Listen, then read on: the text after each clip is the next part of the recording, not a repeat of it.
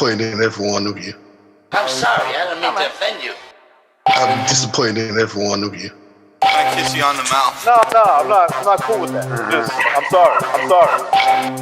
One more time. I'm disappointed in every one of you. I mean, I'm dealing with degenerate animals. I'm disappointed in every one of you.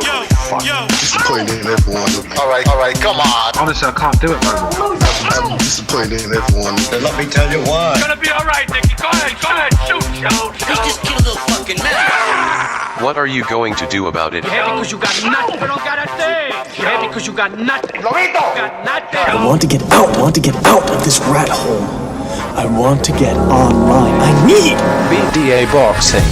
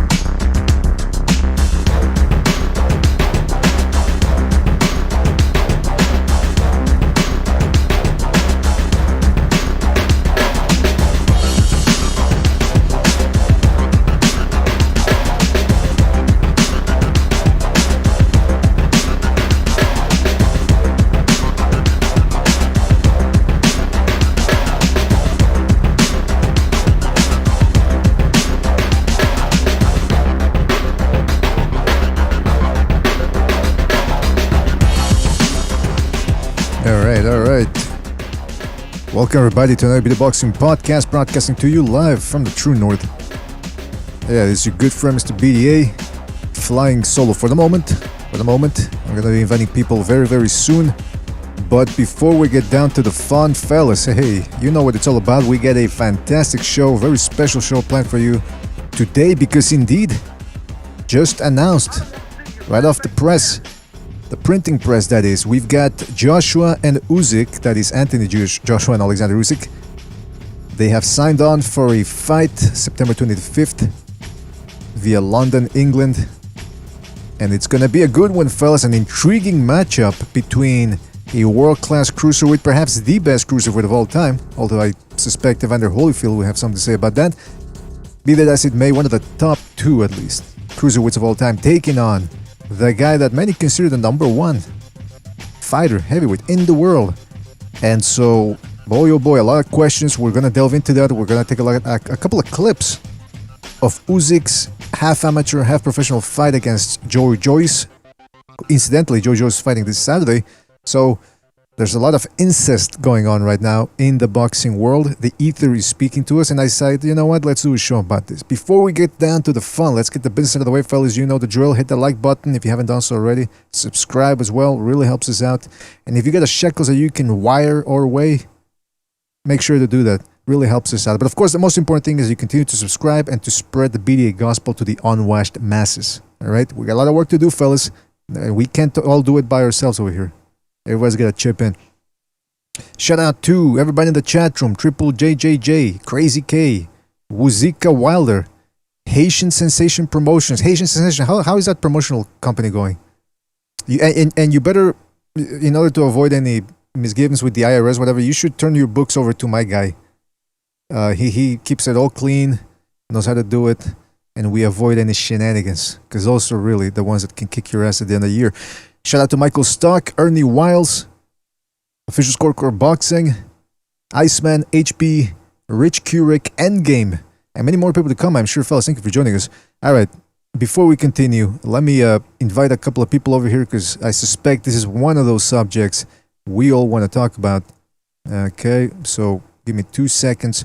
So yeah, we're going to be taking a look at that Usyk Joyce fight, which again is going to be nice and short because it was only 5 rounds. Like I said, it was at that World Series of Boxing, whatever they call it. So it should be an interesting one. Meanwhile, I got Recognize on the line. Recognize, you there? Yo, what's going on? How you doing, man? Hey, listen. Breaking news from earlier this afternoon, or this noon rather. Usyk and Joshua. News. Was that? Breaking news. Hello? Breaking news. Oh, yes, shit. Indeed. Yeah, we're on the air, Jimmy. Jimmy. Sorry And, about that. I gotta change the ringtone for that. Don't worry about it, man. Don't worry about it. Oh yeah, by the way, we're gonna be taking a look at the clips, fellas. So if you could have access to a device from which you can see my screen sharing, that'll be fantastic. But we're gonna get into it in about 5-10 minutes. So like I was saying, yeah, recognize the fight. Usyk, Joshua. We've talked about it. Oh, we got Chief and Butcher joining as well now. Fantastic. Now we're cooking with oil over here. Let me just share my screen here, see if you guys can. For the moment, we're gonna do a little preview. All right. Oil. Well, let me read the announcement here from Ring TV. All right, and then we'll get to the nitty gritty. Like I said to the people in the chat, don't forget to hit the like button. Hit the like, really helps us out. All right. So this is the press statement here. Joshua and Usyk official for September the 25th in London. They're going to be fighting at Tottenham's Hotspur Stadium. I think Tottenham is Butch's favorite team. I think. Oh no, actually, it's their rival, Arsenal. That's his favorite team from the Premier League. Joshua dominated and therefore blah blah blah. Okay, a lot of blah blah blah. And then Joshua said the date is set and we are fully locked in. September 25th, Tottenham Hotspur Stadium. I put it all on the line again. And it's time to defend my crown. We are 2 Olympic gold medalists who have fought our way to the top and never avoided challenges. Meanwhile, Usyk, he went a little bit more the mystical route with his statement. And he said, the path will be mastered by the walking one. Very esoteric. Fellas, what do you make of this fight? Who wants to start? I like that passage, man. The fuck? What does that mean? I'd like to know what that means, man. I don't know what it means, honestly. I mean, honestly, it sounds good. Sounds good, man. I'm happy the fight's on. I think it's going to be a great fight, man. It's going to be a great fight. I really think Usyk has a huge shot of beating him. He could lose, of course. He's going to be the underdog. He probably should lose, but I'm going with a gut feeling, man. A gut feeling. All right. Jimmy, does your gut tell you the same thing? What's that? No, my gut tells me I need a bathroom. But seriously, I'm just really need to kidding. hear Totally. that, man. I know I'm fucking wrong. Hey, listen, Shots fired. Shots fired. I totally agree with him.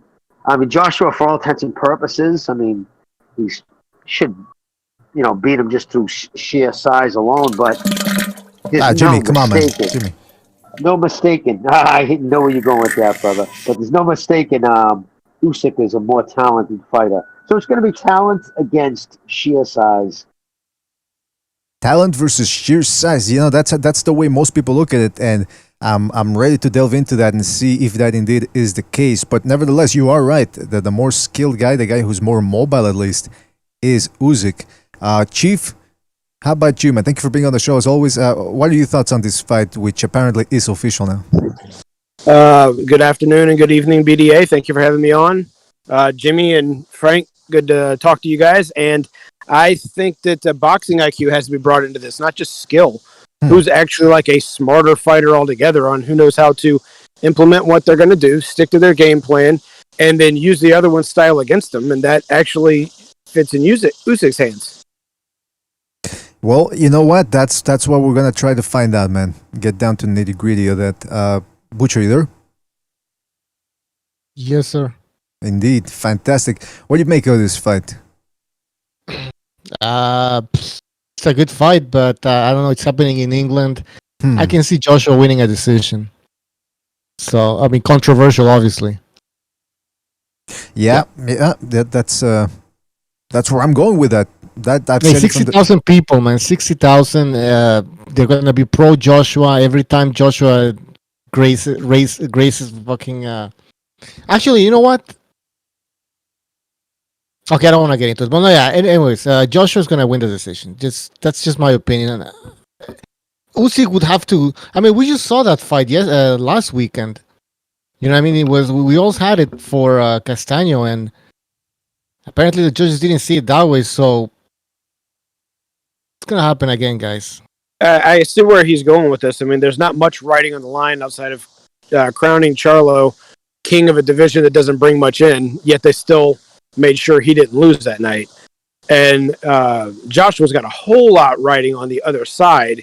Mm-hmm. If whatever happens with Wilder and Fury ever gets over the drama of the never-ending cycle of batshit craziness.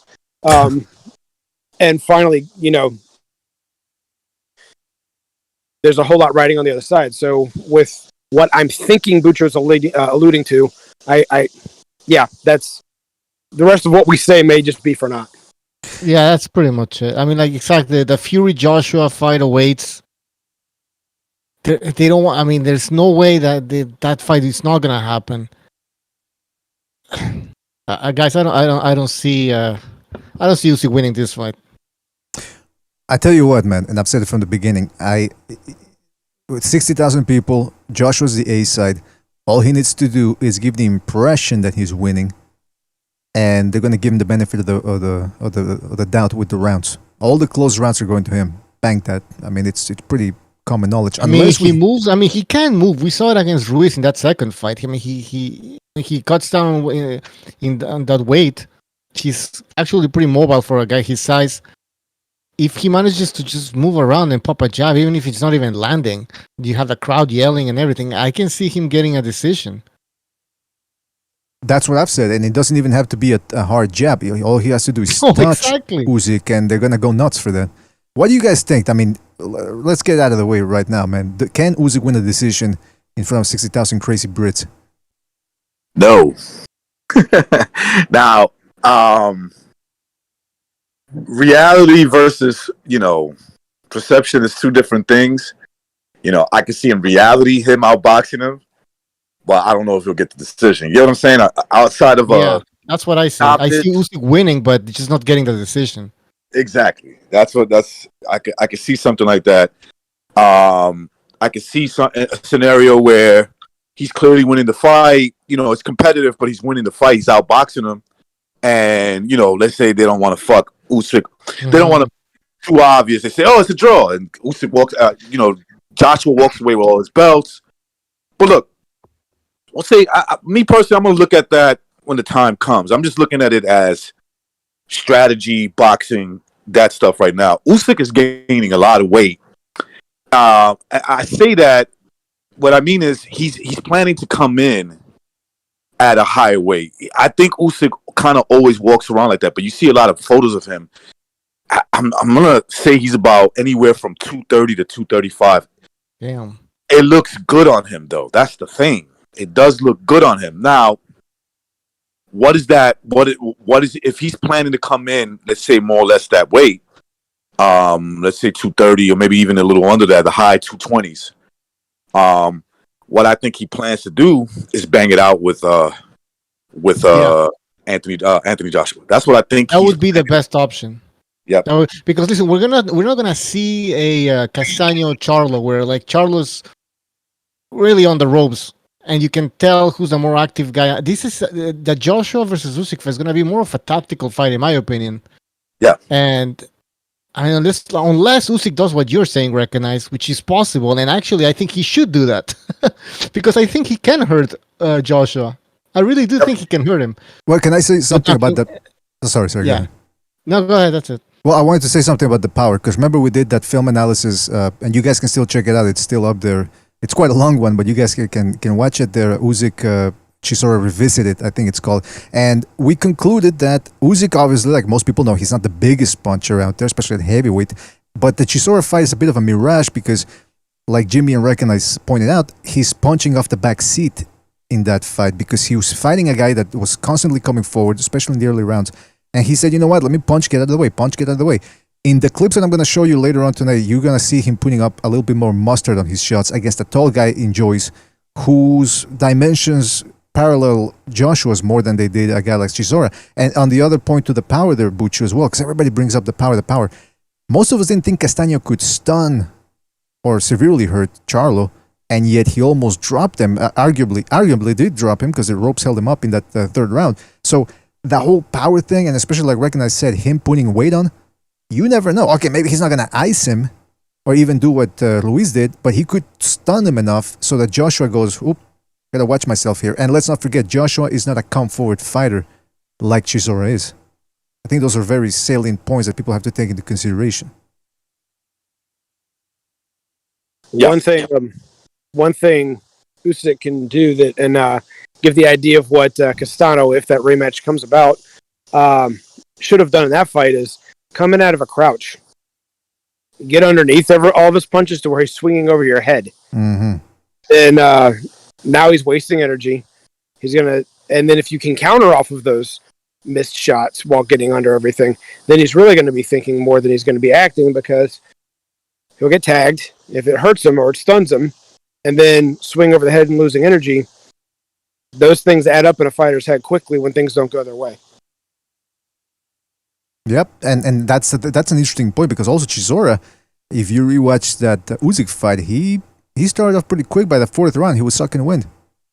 I don't remember.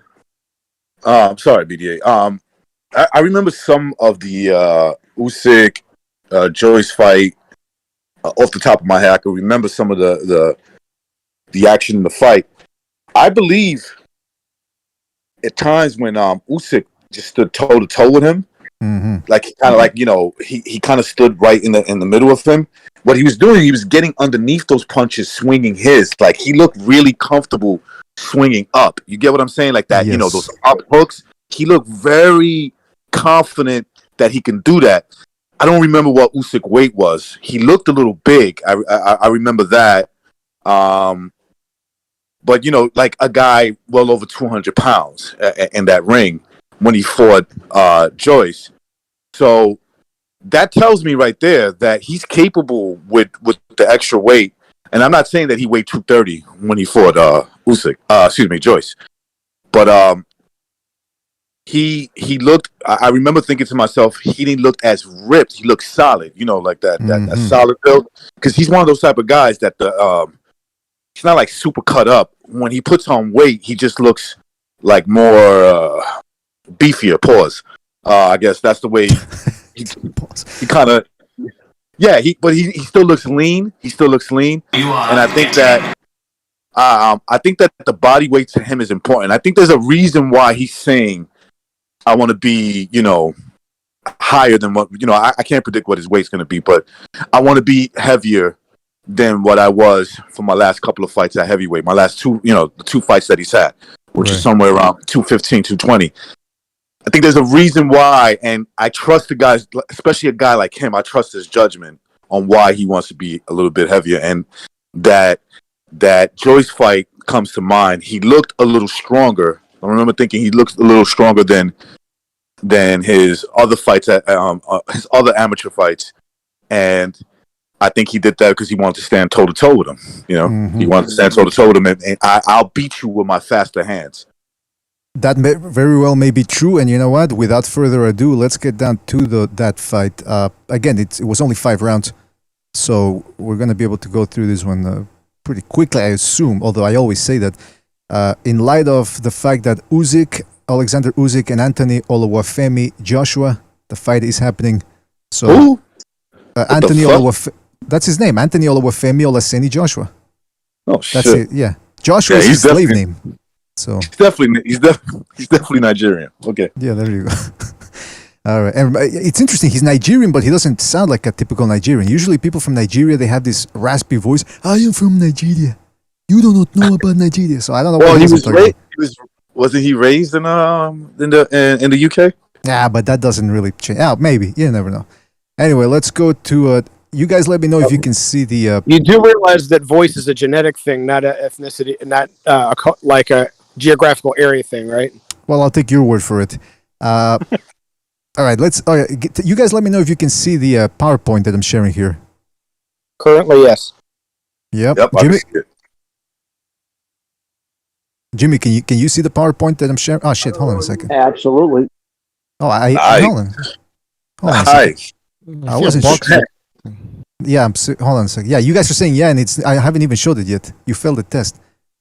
All right, now can you see it? If you click on the Yeah, I can see that too. Fantastic. All right, so now you guys Well, passed I that meant test. I have my laptop on in front of me. Oh, fantastic. But All I right. know By the you way, were doing trick questions. Jimmy, it wasn't supposed to be a trick question. You just turned into one. Jimmy, you sound a little muffled. You sound a little muffled, by the way, Jimmy. A little bit. Okay, I'll take care of that too. Well, actually, I hear you fine. If because I think you're on 2 devices, so maybe that's why you need 1 device. It's fine. Don't worry about it. All right, so let's take a look at the Usyk versus Joyce fight. a couple of clips here, some of the best moments, and of course, as always, we get to the defense.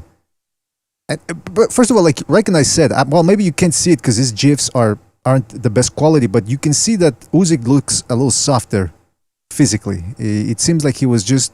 He doesn't look big though. He just did the conditioning. He looks bigger, right? That's what he looks bigger than his other amateur fights. In this one, to me at least. Yeah, it looks like he just essentially didn't cut weight. You know what I mean? Yep. That's his walking around weight. But now he does seem more cut in his Instagram pics. But anyway, this is against Joe Joyce. I had to say that slowly, so I didn't sound like Joyce. But you can see Joyce. Joyce always pumping that jab. That's one of the things he likes to do. Come forward, snapping the jab. And you can see here Usyk dancing around him, giving him angles, punching. As soon as Joyce gets set, he slides to the right. So Joshua a little bit more loose rather than Joyce, but at the same time he's still very mechanical, right, fellas? Is that a fair assessment to say that he's mechanical? Yep. Yes.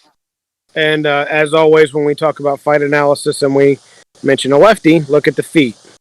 He's bouncing, and then he immediately right there. He immediately puts his lead foot on the outside to where he can slide out. Go ahead. No, I'm sorry, Jay. He's very aware of foot positioning. Yep. Very, very aware of that. He's very detailed when it comes to that.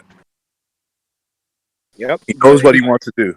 He's going to be able to slide out of danger even against Joshua when his foot's out there, because when Joshua wants to step over to try and cut him off with a hook, if his foot's already out there, now you're trying to reach across the grain. You have to step across his foot, and he's already got his weight distributed out there, just like that. And it's trust me, it's tough. When I've done it to other people have done it to me when they cut the ring off on that aspect. Being a lefty, whoever wins that foot position is able to move whichever way they want to work. That's an interesting way of putting it. Yeah, that as soon as he puts that weight in the front in order to shoot, Usyk is going to be out of the way. Or you expect him to be out of the way, is what I'm trying to get at. Right. Well, even from that aspect, Jimmy, I'm sorry to cut you off. So you've heard me say, like, fighters, when they're parrying their jabs back and forth, I call it patty cake. And I say it sarcastically, but as you said it in the gym, once your foot's on the outside, you don't have to play that anymore. You've got an outside angle to be able to use your jab against the other fighter, whether it's no matter whether it's Joshua against Usyk or Usyk against Joshua. When your foot's on the outside, your hooks land easier, your jab lands easier. It's not parried as much by Joshua's jab if Usyk's the one that's getting control of this. And then on top of that, you can pivot off your front foot, get out of danger, and they have to start all the way over again, whereas you're already in position to punch again. It changes so much by just having that foot, instead of each person's toes right at each other, trying to get in close to each other. If you just put that foot on the outside, it changes the dynamic of the fight so much, because you've basically already cut the other person off without even having to move. And you know what? It might sound boxing hipsterish to talk so much about footwork, but just case in point, we've already seen Usyk struggle with Vladimir Klitschko, who showed him some nifty footwork, and Joseph Parker, who's not exactly the most mobile guy out there, but he's pretty good when he decides to move and roll with the shots. And he didn't give Joshua any openings, and Joshua was just content to pop that jab, landed very few power punches, and just managed to sharpshoot his way to a decision. But it wasn't anything that made you go ooh and ah. So that footwork alone can take away a lot of his weapons, and that's what we're trying to illustrate here. One thing I don't like. Well, obviously a big ring will be like, that ring's huge. That will be conducive for him. I mean, obviously Joshua's the A side, so there'll probably be 18-foot ring, the smaller.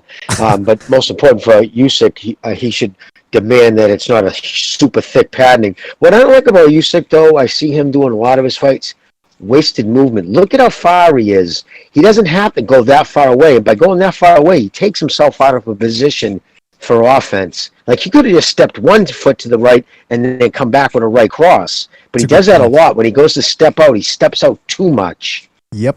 Even in like, step out's there, right? But look at him keep going. It's just too much wasted space. You know what I mean? Like, I don't like that. You're going back too far. Doesn't look good for the judges.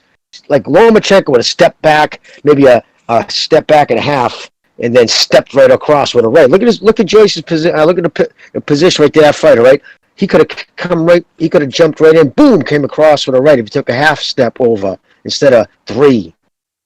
That's an That's excellent few point. of his fights. Excellent point, because it's you. He did in the Chisora fight too, I believe, if I remember correctly. Yeah. Too much wasted space. Too many steps. Too much movement.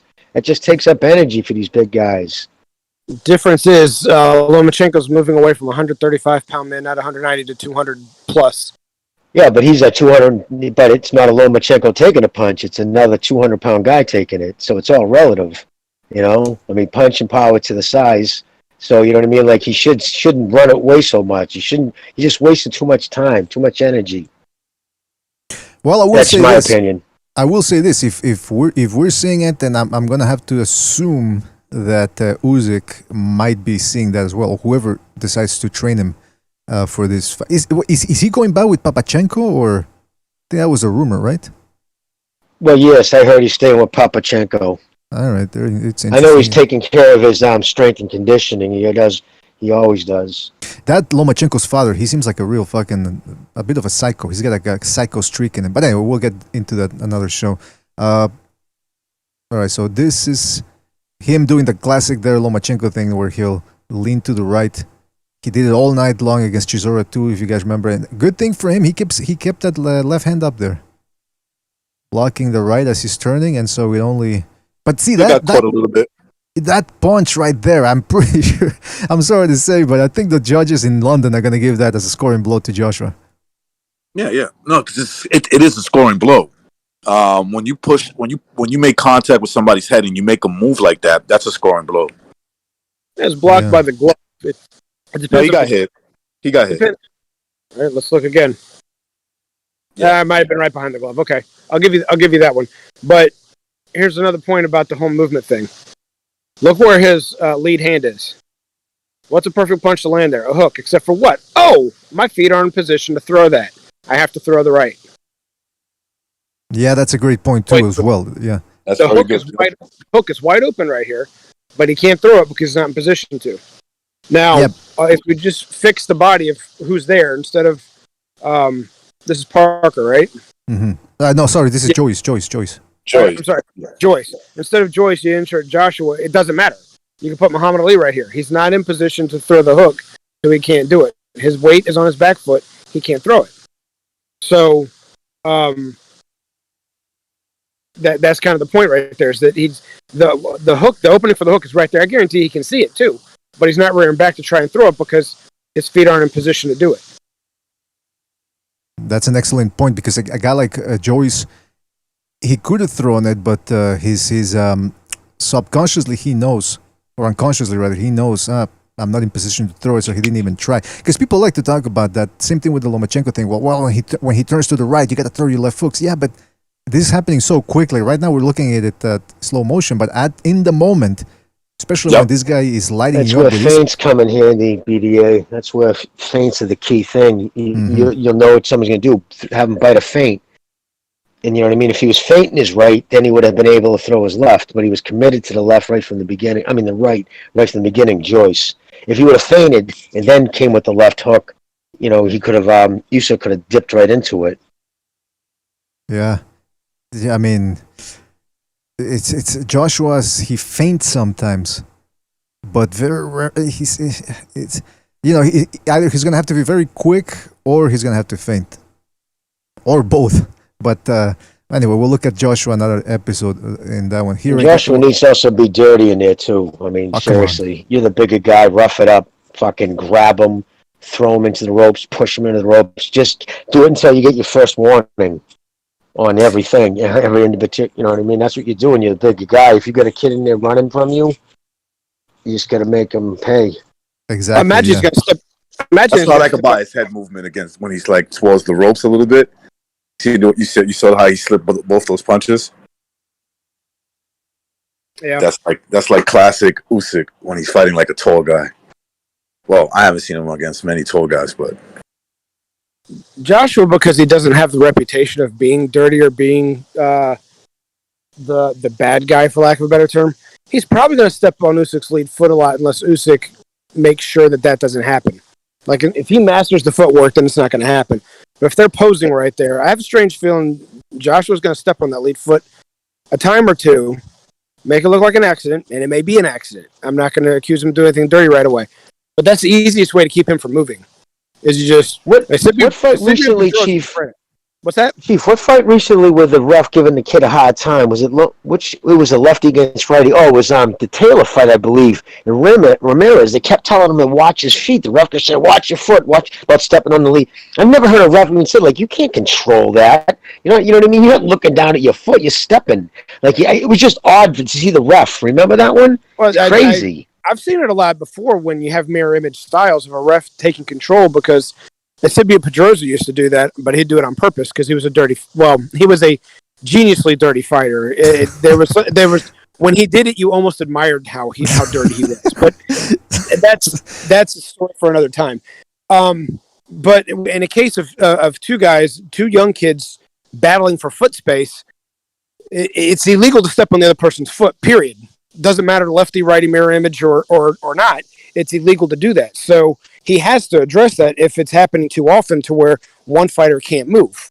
So he has to. It's hard to prove intent though in a situation like that. You don't have to. You know what I mean? It's well, okay. So when a lefty and a right you're fighting, you'd have to prove intent for headbutts. You still have to warn for clap heads. It's the same concept. You see how Usyk backs up, but he's still looking to exchange. Like, he slips both punches. He slips the 1-2, backs up a little bit, but look, he stops right there. He's looking for that moment to come in so that he can start exchanging right back with Joyce. Mm-hmm. I think that's what makes that. I think that's what makes him a unique boxer that uses good footwork. You know, a lot of times you'll see guys do that and they're kind of trying to just get away from the action so they can circle all the way back around and then come back at you again. Not him. Like, he'll stop in the middle and look for his opportunity. He probably didn't see anything right there so that he could come in, so he could dart in and start exchanging with him. He may have wanted him also to have his feet completely set. Not he himself, his opponent, Joyce. Yeah. To Jimmy's point about Joshua having to be a little bit dirty, Official Scorecard Boxing in the chat said, hold on, I lost the comment. Okay, Joshua is dirty every single time on the inside. He pulls the opponent's neck down and throws the uppercut. That's true. As soon as that's going to be the problem, and we're gonna get to it with these clips, is that if Usyk is compelled to jump forward because Joshua decides to fight off the back foot, it's going to be it's going to be troublesome for him if he jumps into Joshua and they they come into a clinch, because as soon as Usyk gets down low or whatever, Joshua's just going to lean on him, he's going to clinch him, grab him behind the head, and it's going to be up to the referee or Usyk to do something about it if the referee doesn't do anything. Otherwise, The ref won't. The refs ever in Europe, I mean, I love Vladimir Klitschko, but he used to like to. Well, Muhammad Ali used to also. I mean, name me a heavyweight that was taller than their opponents that didn't like to rest one of their hands behind the other guy's head. Lennox Lewis would do it. Muhammad Ali would do it. Vladimir Klitschko would do it. It's just common. He needs to take a page of Lomachenko. Lomachenko has been doing in the last two fights. I noticed this. Maybe he's been doing it before that, but especially his last two fights. When you grab him by the head, he's punching you with that free hand. Just boom, boom, boom. Yeah, just do it. It fucks with your psyche. Yeah, you're 100% right, recognize. It fucks with your opponents when you listen. Here's the key. When somebody's trying to rough you up, stop saying, well, he's a clean boxer. No. You already did it too many times. And first of all, what I'm doing is not illegal. I got a free hand. I'm going to punch you as many times as I have to. That starts putting doubts in your opponent's mind. Like, if I keep grabbing him like that, he's going to keep punching me in my face. Yeah. I really saw it the first time against Walters, I believe. That's when I really saw Lomachenko. He went in there I have a feeling. But the last two fights, he really got aggressive with it. Like, since real aggressive. Yep, he did it to. Like, you try to grab him, he just starts fucking elbow pushing you in the face with his forearm and. Yep, I like that. Me too. That sends a message to you. Someone gets grimy, you get grimy right back. That's all. Right. And it's legal. What else you can do? It's also legal. Most important thing, it's also legal. It's legal. You when your hand is free, the referee ain't telling you to break. You punch that man in his face. You keep punching. Yeah. No, you're right about that. If you got a free hand and the referee hasn't said break, first of all, if you're even clinched in any way, shape, or form, so long as it's not behind the ear, I believe. And what I mean behind the ear is like right on the ear, and then there's like an inch past the ear, you're now in the back of the head. That's a foul. And just past, well, I mean, it's love handles, but just past the hip bone, that's towards the kidney, that's a foul. Anything else is legal. Anything is fair game. If you have a free hand and no one says break, then you punch with whatever hand you have free as much as you want to the point to where, you know, if the person's crying for the ref to cause a break, like Mayweather did in the first Maidana fight. But also when you get a lefty and a righty. What's that? Did you say my love handles, by the way? Yeah. Did you slip in? That was pretty funny. I did. I don't have the physique I used to when I was a child. But anyway, we're not talking about me. We're talking about Usyk. Lefty, righty, headbutts. You can actually get away with quote unquote accidental clash of heads to the jaw every once in a while if he grabs you to the head too many times. And the referee's going to warn for a clash of heads before he's going to call a headbutt. All you got to do is lean in like you're throwing a punch, put that head right on his chin. One time or another from him grabbing you behind the head, and you can always say, "Oh, well, he grabbed my head," because it's when they grab the head. Perfect example when Trinidad's head, when Trinidad was going through a body shot, pulled his head down. Trinidad hit him low, and Vargas to this day claims that it was intentional. When you pull the head down, it throws your shot off. So what's going to be a body shot might go below the belt, might go to the hip, might go somewhere else.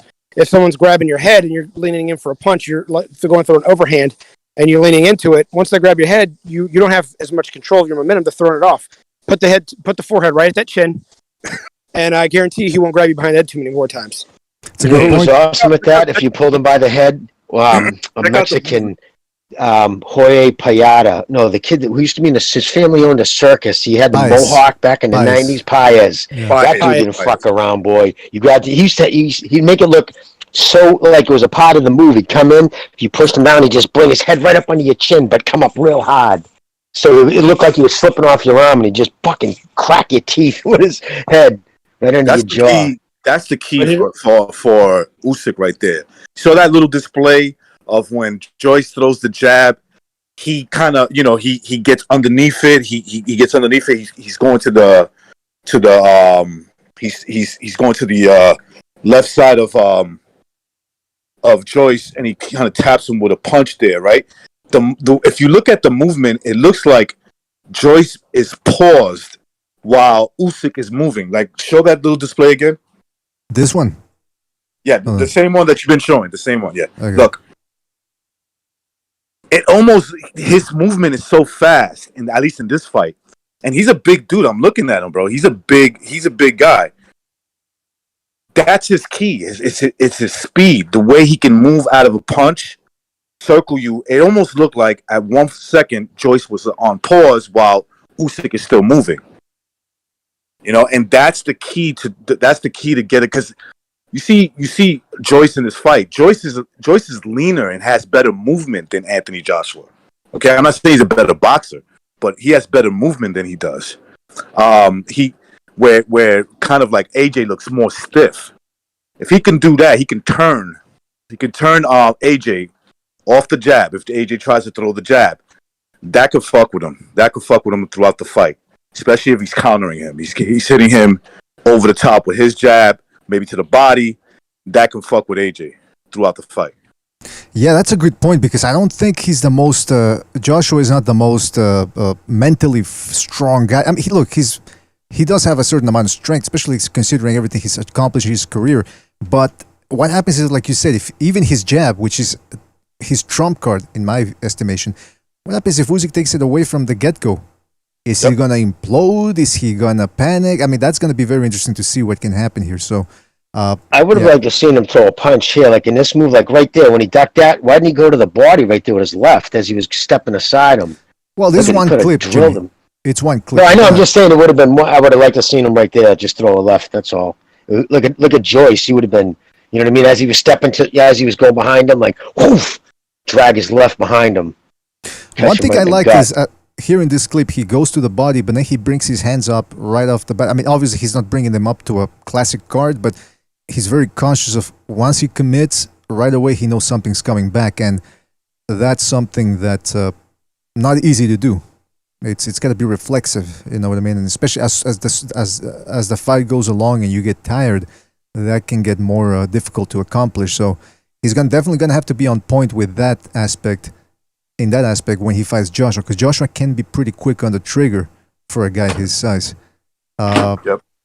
Now Well, does he throw a lot of straight punches? I can't remember. Does Joshua throw straight punches, or has he got hooked to him? He does throw straight punches. Like he could do that 1-2, but it's very predictable. I think that if you see him doing that, maybe Usyk is hurt. You know, so he's not. I don't think he'll be trying to do. I don't think he'll be successful doing that while Usyk is like fresh for the first 6 rounds, 5 rounds, whatever. It's going to be a little difficult to do. Well, if this fight's in England, right, there's no chance he's going to win the fight in England fighting him the way he fought Joyce. It's just not going to happen. You know what I mean? Like, Listen, you know what I mean? He's going to have to be a lot more active. You know what I'm saying? I know you know that. It's just he's going to have to throw more punches. He's not going to beat him over there. I'm looking at his weight relative to the opponent in front of him, Joyce. And Joyce, who has a similar size. Granted, this was a long time ago. Joyce might be even smaller than AJ was in terms of weight. Although I have a feeling that Joyce is just naturally bigger. The dude got heavy bones. Now look, same thing with Joshua. Joshua's a naturally bigger guy than, you know, he's got heavier bones than thicker bones than Usyk. But we seen when you put Usyk in there with a guy like that, bigger than him, maybe even naturally stronger than him, that he can beat you with his boxing IQ. He could beat you with the constant movement that he gives you. And yeah, this was 5-6 rounds or something like that. That fight, but it still shows you now that he can wear a guy out. He's capable of wearing a guy out, beating him while he's undersized. All that stuff comes from great movement, bro. That's where it comes from. He's got to do that. But at the same time, I think that the approach that he took here was, I also got to fight Joyce, because I can't just be on the back foot pop shotting him or something like that. Because how long ago was this fight?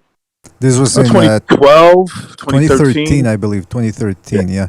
And this is what, 8 years ago, huh? Yeah, correct. It's interesting though, because we've been talking about, everybody talks about the Chisora fight, but you can see here he's already, like in this, we haven't even gotten to the clips where Usyk really is throwing hard shots, but you can see it's a much different fight than the Chisora fight. Like I said, Chisora was putting nonstop pressure, especially in those early rounds, really getting close, trying to dictate the body. Joshua's not going to do that. It's going to be a more of a fight like this one, where he's trying to reach in, punch down. He's a big dude. Look, I just a little closer. He's huge in that fight. I remember that too. He's a big fucking dude. Yeah, he's 6 feet 5 inches tall. In fact, I think Joyce is actually a mix between Joshua, I mean, in terms of dimensions, but he fights more so a little bit like Chisora in that he's a pressure fighter. Now, the pressure doesn't come the same way because he tries to do it behind an educated jab and tries to really maintain distance for a 1-2, but it's still the same principle, pressure, and Usyk actually handled this better. Now, again, you got to take into context, it's a 5-rounder, so they were both more active than they would normally be in a 12-rounder. All right, so let's get, because these are a lot of defense clips here, just, you know, showing you what most of you guys already know. Usyk using a lot of movement here, weaving under the shot and then getting out of the way. And that's essentially the interesting thing here as well, is that Joyce, like Joshua, is going to be punching down against Usyk. So he's going to be dropping those hands, especially when Usyk makes him miss like there. By the way, shout out to Chris K for his contribution with the super chat. And Chris K says, Usyk by TKO. Whoa. Possible if body shots. Attrition. Whoa, that's a bold prediction there, Chris K. But hey, if it pays off for you. Big time, man. So shout out to Chris K for his contribution with the super chat. Fellas, don't forget to hit the like button. Hit that like. He's a naturally bigger man than a little bit slightly bigger man than AJ Joyce. And I'm not trying to make, totally base what I think is going to happen in this fight based on this 5-rounder, right? Mm-hmm. But what I'm saying is, look, he's a naturally bigger man and he's got faster I don't want to say like completely faster hands, but there's faster movement coming from Joyce than what I've seen AJ do so far in his career. Yeah, that's a good point. And that's the thing, though. If Joshua pressures Usyk, because again, this was a 5-rounder, and Joyce was going for it, and as we're going to see later on, Usyk stepped it up as well, right with him. So Joshua's not going to do that. So we know that if Joshua does what he usually does, Usyk's going to fight at that pace or a little bit more. And if Joshua steps it up, Usyk's going to step it up right there with him. So it's not a clear-cut thing where people go, oh, well, if Chisora could pressure him, then Joshua can too as well. Joshua's not the same fighter as Chisora. He's not as active. He's not a come-forward guy that puts non-stop pressure. So here in this clip, you see, what are we seeing? Oh, yeah, you're seeing being very unorthodox and athletic, leaning back, and then just shuffling away. Like here, you're going to see him leaning back from the left hook. Very dangerous. But he feels compelled or he feels confident that he can do that. And then the shuffling at the end too, it's a very deft footwork from him. You're gonna look at the feet there. See how he's shuffling away, making things very hard for Joyce, who's trying his darnest to catch him. But he's constantly being kept off balance by Joyce. Here again, just doing that classic move that he likes to do, leaning back to the right, and then just pivoting away, shuffling away actually, at the same time. Here keeping the range, leaning back, and then trying to catch Joyce, and then leaning back. I mean, that's a... Oh, then he starts trading with him here, see that? There he got clipped off balance, so that's what he has to avoid doing that fight, because if he slips off balance, whatever, and the crowd goes nuts, the judges, they get excited. They can't really tell the difference whether the shot landed or not. No, actually, he got clipped behind the head a little bit. You know why that happened though? I got to point it out that something that Jimmy said earlier was sometimes it's too much movement from Usyk, which I'm not saying go away from that, but when you have a lot of movement, a punch could hit you off balance and maybe even score a knockdown, and that's something to take into consideration, that he might not want that to happen against AJ over there. You know what I'm saying? If the fight's close or competitive. Yep. Remember, one knockdown is going to equal 4 points for Joshua on the scorecard, something crazy like that. But yeah, again, this last clip then that clip that I showed you here is it's interesting because he lands to the left, leans back, comes back with a 1-2, and then comes back with another 1-2. So he's willing to trade against Joyce. And that's saying something, because Joyce is a bigger dude in there. Here again, just showing head movement, standing in front of Joyce, trying to back him up. There you go. See there how he's just setting traps there. See, he leans in. Now leans to the side, leans in, whoops, leans back, makes him miss. Because Joyce, what makes him dangerous is that he likes to shoot throwaway shots as he's pressuring guys, and they don't know when the real shot's coming, so they see this big man putting pressure, and that's what drains the energy of a lot of his opponents, just like Dubois. But Usyk being very good with the head movement and trying to push him back, which might have thrown Joyce off for a loop. Here you see him going big there. These are just multiple clips of Usyk putting his hands up as soon as Joyce gets close, and him blocking those shots there, so as you can see there. So it's not only the movement, the head movement, and the foot movement, but he can also bring that guard up. He used to do it a lot in cruiserweight, though. Like in the Brady's fight and the Michael Hunter fight, he likes to use his guard a lot. But against heavyweights, I don't know how effective that will be. Here again, standing. Yeah, Usyk. Joyce is fighting a good fight. I mean, this is what you would normally try to do to a smaller guy. It's just that Usyk is slipping those punches. He's not maybe because it's 5 rounds, but he's completely showing no signs of body. But a little guy like that too, if you want to slow him down, you got to fucking. I'm wondering if he's just motor. Yeah, I'm wondering if he was thinking about that, but he's just saying, man, this guy's maybe how you need to warm up a little bit in a fight. Maybe a round or two. Maybe he's like, man, I can't get this guy's rhythm down. Yeah, it's interesting. Yeah, this was a bizarre type of tournament or events because there were 5 rounders. So they're going all out, but they like in the amateurs, but they still got those 2 extra rounds. So it's quite draining when they're going. They're trying to redline it. Now interesting here because Usyk moves up back, then pretends that he's moving in, and then leans back. So he sets traps with his movement. He creates chaos in the other guy's mind because the other guy now doesn't know. Okay, is he coming back with a punch? Oh, he's coming back. No, okay, let me punch. Whoops, I missed. He just throws you off for a loop. It's very frustrating to fight a guy like that, especially for a heavyweight, big heavyweights. Right. That's the key. That's the key for heavyweight. His advantage would be overall speed. You know, how you move your body, how you move your legs, your punches, all that stuff. That's how he's going to win in this heavyweight division. That's got to be on point. Mm-hmm. If it's not, then it makes him. He's capable of doing a lot of other things. He showed that in the Chisora fight. I thought he fought a good fight in the Chisora fight, considering what was in front of him. But the key is the movement to confuse these guys, sort of, so that nothing's happening. If something's going to happen, it's going to be him scoring punches. That's what he wants to do.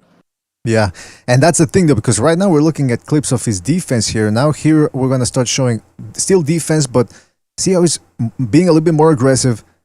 Yeah. And now he starts throwing shots. But see how he's being aggressive by moving his head, making Joyce drop his hands by changing levels. Steps back, stays in position, overhand left, boom, right hook. And that's the other thing we're going to get to because a lot of people like to talk about the power. We're going to get to that, but it's a 200-pound man hitting you.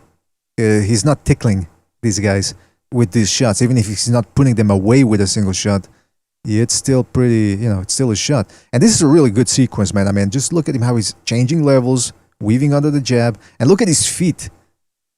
Now he steps back, so he always makes sure to, most of the time, he makes sure not to overshoot the distance and let the bigger guy clinch him. That's going to be very important against Joshua. See, when you're going like you get 2 guys who are over 200 pounds. Let's say one guy's over 250 and the other guy's, somewhere close to 220. When you talk to the guy who's bigger, why do you think you lost that fight? He'll automatically tell you that dude's speed. Yeah, he's not gonna tell you his power. He's gonna say that dude's speed. Yeah, that's a good point. Fucking was a little bit, hard to deal with. Excellent point. Yeah, and then obviously Usyk here, the guy with the speed advantage. Here is just a rare clip of Usyk landing at left, and you can see that it doubled Joyce over a little bit there. See that, how he dropped his elbow in there as soon as he got hit? So now nice body shot he hit him with. Yeah, man. So if he can do that against Joshua, where he can hit him upstairs, and then he throws him off for a loop and goes downstairs, that's going to be next level confusion for Joshua. He's not going to know where the punches are coming from, and that's going to be highly problematic for him. AJ's going to try to keep that fight long distance, I think. Yeah, that's what I'm thinking too, and that's what.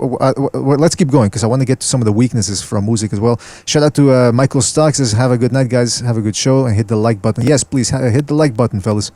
Hit that like button. Really helps us out. All right, so that's where did I put this in defense here? Anyway, so now you see Joyce. This is still the first round, but he knows he's been losing that first round. He's trying to make something happen. He does what you're not supposed to do, which is to reach in with an uppercut from afar. And he runs right into a left hand here from Usyk. And then Usyk, of course, doing the smart thing, which is to hit him and then move away. This is him running Joyce into a right hand, a left hand, sorry.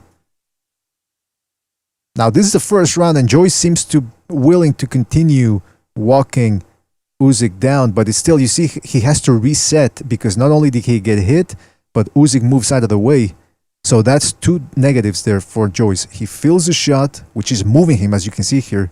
It's not just a little slight tap. It moves him, and Usyk isn't there to be hit back. So it's a double negative in Joyce's mind. He's the guy that has to get something back. And that's not the position that Joshua wants to find himself in throughout the fight. Because the more desperate he gets, the more he will fall into Usyk's game. Here again, leading with a left, with a right, and this time gets clipped with a left. Usyk continues to move, changes directions, and whoops, Joey's off balance. That left didn't really land. It landed with the thumb, didn't land with the knuckles, so it didn't do as much damage as it should have. But the point remains, he's got that left hand cocked and loaded. If the bigger guy jumps in there carelessly. And then, of course, you see him. Do you guys remember a lefty by the name of Sultan Ibragimov? Yes. Do you remember how he kept Now, Klitschko clearly won that fight, but do you remember how he made Klitschko look terrible because he put himself in just enough of an angle to where Klitschko had no choice but to put himself in harm's way to get hit right on the chin in order to open up? Yeah. Usyk can play a very similar game. But then again, that was Ibragimov's way of just wanting to go the distance. He didn't care if he won because he knows he didn't do much after that fight anyway. We know that Usyk wants to win. But we got similar heights, similar styles, similar builds from both fighters. This very much could spell just like that, especially if Joshua goes on the attack. Usyk can sit back and kind of be in a corner and wait for Joshua to commit and then just open straight up with lefts or rights because he has a pretty good right hook, whereas Ibragimov didn't, and wait to counter most of the night. This isn't a very far-fetched scenario. It's not, especially considering that Joshua's clinching game, his sexual assault game, is not as good as Klitschko's. Klitschko really did refine. By 2008, which is when the Ibragimov fight had taken place, that was the peak of Vladimir Klitschko's sexual assault game, where he would just maul guys and, rub his glove against their genitals and all that. It was really dirty, disgusting. Chris K, shout out to Chris K for his contribution with the Super Chat, says Usyk will win by a walk-off knockout in round 1. A la Mark Hunt. Okay, come on, Chris K. I think Chris K is either trolling or losing a little bit, but anyway, be that as it may, shout out to Chris K for his contribution. All right, let's continue watching these clips here. Again, I made a mistake. It says defense here, but at this point we're on the offense, Usyk's offense. And you can see him there again, running Joyce into a left hand. And then you see, again, people talk about the punch. Oh, if you hit a guy with a punch and you don't knock him out cold, you're not a big puncher. That's not what this means. Look at him. He's shaking him up. Do you think Joyce is now just saying, let me just walk in here with my hands down? No, he's thinking twice now because he knows something's coming back. And it might not be a wilder right hand, but it's not something that's tickling his fancy, if you get if you catch my drift. Right. Frank, you've been hit many times by people that may not have hurt you, may not have hurt you on the first take, but just by being hit by them one good time, could you not tell that an accumulated amount would be able to knock you out if you didn't mind your P's and Q's? Of course. I would like to say that I'm not human, but no, of course. Yeah, I got, you get hit, doesn't knock you out. You're like, okay, this kid got power. I can't keep, it doesn't, a really good fighter, it doesn't discourage them to keep doing what they're doing, but they don't want to keep getting caught with that same shot. They want to avoid that shot as much as possible. Unless the guy's like reacting for every. So if you got a guy who's reacting on every punch that you hit him with, okay, and you know what I mean by that, reacting. He's buckling, he's making funny faces. You can see his eyes go back a little bit. All right, maybe you might be willing to take some of his punches, but you don't want to keep doing that because, of course, you can just get caught with something that eventually starts breaking you down. If it doesn't knock you out or knock you down, it can wear you out. And getting knocked down and getting back up does take something out of you. It does, so you want to avoid that too. Yeah, you can always tell when a guy's capable of knocking you down. You can always tell. Yeah, I mean, if he's making you see white or if he's catching you with shots you don't see. By the way, I like the Chief's slick dig there when he told you recognize. I know you've been punched more than you've hit. Can you tell us what it feels like to get this? Like, come on, Chief. He didn't say that. Wait a second. He didn't say that. Oh, he meant a little bit. No, he didn't say that either. That's the way I took it, man. Recognize you should. You're making it up now. Come on. All right. By the way, speaking of making things up, I mean, I wanted to ask you guys about this clip here because you see Usyk winging that left hand. It's very, he's slapping with it a little bit. Is that because he has to reach up and therefore he's sacrificing technique for this, or what do you think is Why is he slapping this way with this left hand? Oh, he's just like you said. He might give up a little bit technique, but it's to land the punch because so here's Joyce. He timed him. He timed him well. Coming in, doesn't have to be real cute about it. Just throw the punch, And if you look, he's being front foot heavy. So there's power behind that. He's leaning into that front foot while he's transferring power from the back foot to the front foot. That's what he's doing. Yeah, so, it's a nice punch considering the situation. That's the best way I can explain it from a fighter's point of view. Consider the situation. So I'm assuming he saw him coming, right, and he timed it well, and he just let that punch go. It's not fancy. It's just a boxing punch. Yeah, not every shot is going to be. Looks perfect. Like a combination of an overhand left and a left cross. Yeah. It's not every punch is going to be. Not every punch is going to be perfect, but if he wants to win a decision in England, every punch is going to have to count. Let's just put it that way. Here he is keeping his distance. Oh, now this shot. See how, like you guys were saying, you were making the point that, okay, you can take 1-2 shots, but eventually if you keep running into things, you're going to be running into harder shots because the guy's figuring your timing as well. And real quick, look how he makes his neck snap back and his back almost gives out. Yeah. Yeah, that's a good observation. He stumbles back. You're telling me this guy doesn't have power. I think you're underestimating the technique of punching. Yes, he's got power. He knows how to put. Remember, he's a man over 200 pounds, so he's got power. He definitely has it. You see the way he's hopping around right there, like popping up and down his feet. See that? Like he's kind of jumping around. That clearly tells you which guy's more worried about getting hit with power. He's fairing the big shot by Joyce, obviously, but what it's costing him is follow-up punches. You can land one big shot like that, but if there's not some follow-ups, you get you dizzy, but the shot that puts you under is the follow-ups. The follow-ups, he's got to throw more than that one shot, you know what I mean? Like, that's a great shot right there, but boom, was the right. Instead, he's worried about, oh shit, might come back, even though, like, he just caught him so flush, he should have been jumping in with more punches instead of what's coming back. That type of mentality is not going to beat Joshua. That fighting style right there. Well, he's but going to I have don't to let his hands go more than that. I agree with everything you're saying, but I don't think he's going to be looking for the knockout against Joshua, and I don't think he necessarily has to knock Joshua. But if he wants to get his respect, like if he wants to ring his bell, like right there, but even still, you're not looking for the punch, just for the aesthetics to the judge. And you get somebody's head snapped back and you follow it up with those combinations, judges love that shit. That's true, yeah, that's absolutely true, yeah. But again, he's at a disadvantage because he's fighting heavyweights in terms of power and exchange. You know what? Okay. Also, in this exchange, Usyk's eyes are not. So Usyk's not looking at him. That's to bait him in. So he doesn't see right away the damage he did. Because what he was trying to do was get away from that corner. See, what Joyce was trying to do was get him in the corner, and Usyk is trying to get away from that.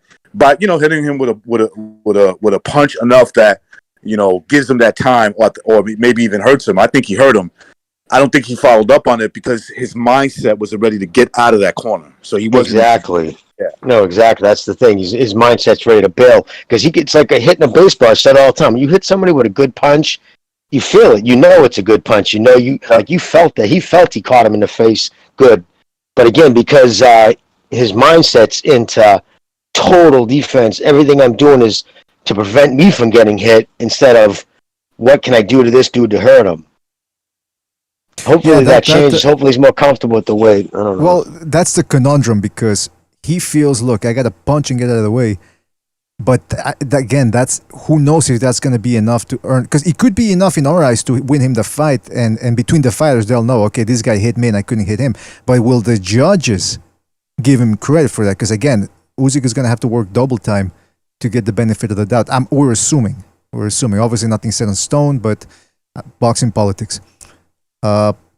Here he's coming forward a little bit, but again, he's doing that old move there where you slip the jab towards your right and then come back with the left. And that, if you get that punch right, that's the punch that Pacquiao dropped Marquez with in the fourth fight. It's a punch that if you don't see it coming can really buckle you. And as you can see there, it's turning. shaking Joyce's head, and it makes Joyce retreat. Again, like Jimmy said, nothing else coming back from that position, but nevertheless, it's a hard shot that Joyce felt and said, you know what? Let me try to come back. I think at this point in this scenario, in this sequence, I think Usyk was trying to walk him down, and that's why Joyce was on the back foot himself. Now, the other thing I want to talk about the previous clip, this one, Joshua's not going to come in this wide open. See how squared up Joyce is? That it's going to be up to Usyk to make Joshua get to that point where he's, leaving technique out the window. But Joshua better stance at least than Joyce. Jabs Especially to the body too. That's what I found was Usyk's corner. Fucking straight jabs right to his solar plex all night long. Exactly. Yep. See how he starts reacting to that shit. Yep. That's a good, yeah, exactly. I want to see more of that. Now here again, he's walking Joyce down. He didn't land that shot clean. Landed with the it sounded like it landed on the chin, but it wasn't a full-on shot because of the angle. But you can see he's got Usyk's got Joyce's respect because Joyce is getting walked back. I mean, think about it. That's the shorter guy, smaller guy, backing up the 6'5" guy. That's usually the one pressuring other guys. Again, it's a 5-pounder, but the way he got him in that position was Joyce started to respect the point that when he's being aggressive, Usyk is catching him with some sneaky shots that have snap to it. So, it allows for Usyk to say, you know what, let me try being aggressive. And Joyce saying, I'm going to comply a little bit, Absolutely. Let's move on to, what the fuck am I doing? Okay. All right, that's the same clip. I mean, the sheer size, they just look like, it just looks like Joyce is just weight classes above him, right? When you look at them. Yeah, man. I mean, he's a big dude, man. Right there, That's a beautiful shot. That's a beautiful shot, yeah. But like Jimmy says, he's right. You got to kind of follow up on that. Okay, yes and no. You got to follow up on that. I agree, but maybe the approach of Usyk was to just win on points. If it's a long distance fight, that could turn into follow up punches later on in the fight, right? Yeah. So I'm starting to catch you with pop shots here and there. You're a little tired now. You're a little bit more tired than me. Now, I'm tired too, of course, because I'm going past 6 rounds now. And I'm starting to feel a little bit tired myself. But if you're a little bit more tired than I am, now I could turn those punches into 1-2s, follow-ups. Well, you said the key thing, dude, with this video, it's because it's a 5-rounder. The whole mindset's completely different. Completely different from a fighting a 12-rounder. Hey, it would be wise for him to keep it that way because he might, Joyce is still fresh too. His head is snapping back, but he could still catch you with a big shot, Absolutely, man. Yeah, this is, and again, it's different. Chisora was coming from a downward angle against Usyk. Usyk was a taller guy in that one, fighting a grizzly bear. So he had to be punching out. This time, it suits him better to be fighting at least against Joyce. Who knows how it's going to look like against Joshua? Because Usyk, real quick, BDA, because Usyk is used to fighting top competition, you can see he's like a chameleon. He can change his style a little bit. Mm-hmm. So look at him versus heavyweights, the 2 fights at heavyweight, and look at him versus guys at cruiserweight, and you'll see he's punching a lot with the cruiserweights because he has to.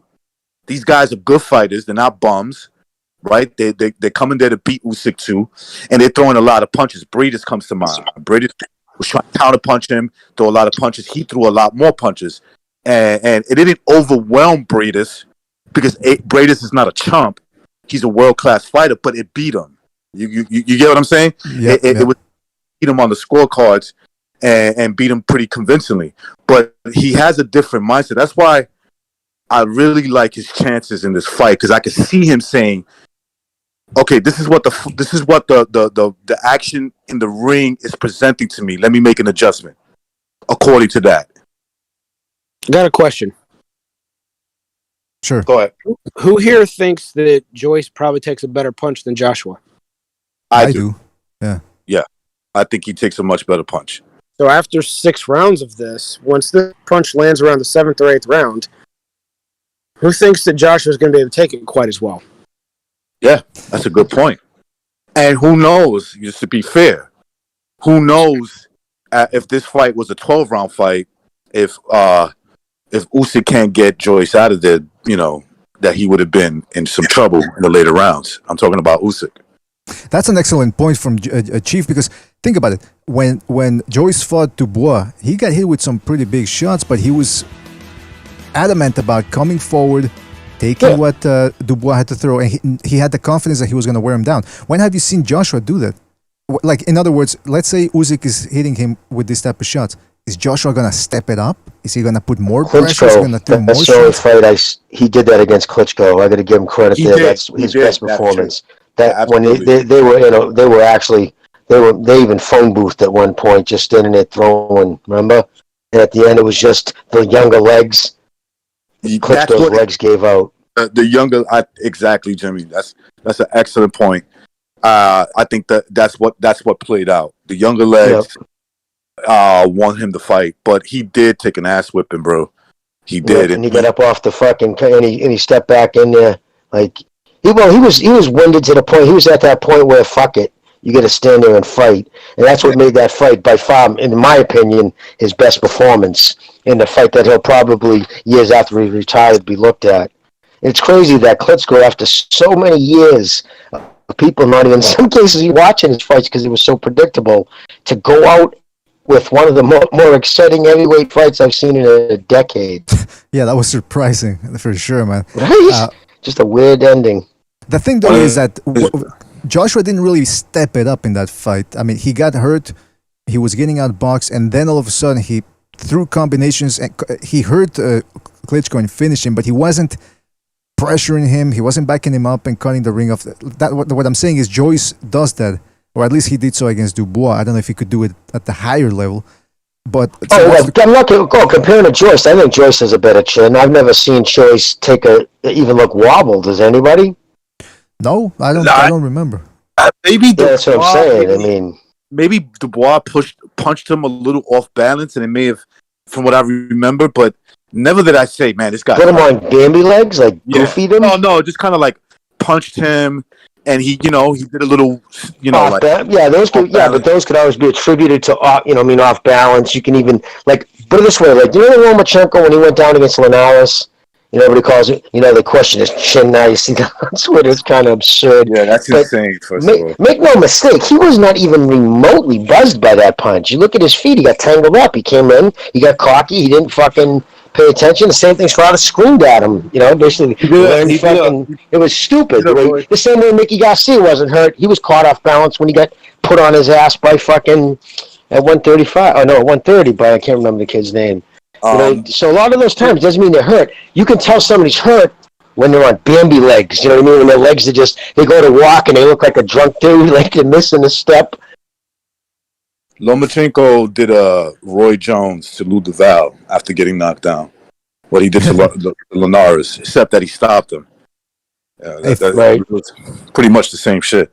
Fellas, I wanna point something out. The last thing about this clip here is that if you see him, he gets his head snapped back. Joyce does, and he stumbles. See how his feet he has to reset. That's a punch that hurts. Okay, he's not icing Joyce, but it's a shot that's telling him, look, if I don't mind my piece in Q and I run into one of these again, I could get dropped.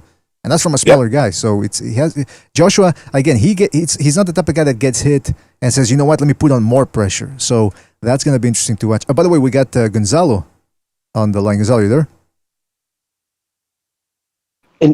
I think he's getting his mic ready. How's it going, Billy? Good, man. Good. Listen, Gonzalo. We're watching Usyk versus Joyce here. Couple of clips. So if you can, I'm sharing the screen. So if you can click on it, that'd be fantastic. And jump in whenever you want, man. All right. So here's another clip. Okay, sure. Fantastic. This is a clip again. Joyce just coming straight forward, chin up in the air, and boom, he gets pot shot there. You know why that punch right there is not going to knock out Joyce or anybody? Actually, watch if you could actually freeze it right on contact. I can't freeze it. Yeah, you can. Okay, but look at how extended he is. That's about as far as you can be away from a 6-inch punch. You know what I mean? Okay. That's only full extension if you catch him, but your back foot can't be up off the air. You have to make connection with your foot. You know what I mean? Like your foot should come off after the follow through the punch. His foot's coming off while he's still making before he even makes contact. See, he's so fully extended. You're losing so much power. Like if he hit him in half that distance, imagine like before you extend your arm all the way, like Hagler always. That's the way I will always repeat it. Like he said, and that's how he said it. He put his hands up and he went the 6-inch punch, woof, and he threw his hips and he punched his left hand or his right hand because woof, with his right hand. And it was like, he did it so quick. I was like, no shit. He goes, that's the key. You catch him with that 6-inch punch, and you're going the fuck out. That's exactly how he put it. And that's like echoed in my, that's been like, I should have that on a pillow. Because he's gotten caught. Joyce got caught a little bit with the same punch early in that fight. You could see right when he's trying to come in, he kind of stops like to see what Usyk's going to do. And then Usyk catches him. He has to stretch out that punch a little bit more. Yeah. So, again, that's the key of catching, with good counter punches, the smaller guy doing it to the little guy where you snap the guy's head back. And we saw that earlier. So it's got Joyce thinking. That's what you want. You want your guy thinking a little bit. Doesn't guarantee you anything because he can make an adjustment, right? And catch you with some other shots. But at the same time, you need to have him thinking because if you got the big man just like, I'm just going to walk through this guy, that means you're not doing your job. Mm-hmm. Very well said. And Usyk should work on a punch nobody's seen him use yet. Something that he very seldom uses. Like in a fight of this magnitude, should always work on one thing you're not known for, which is a total surprise. Low blows. You know what I mean?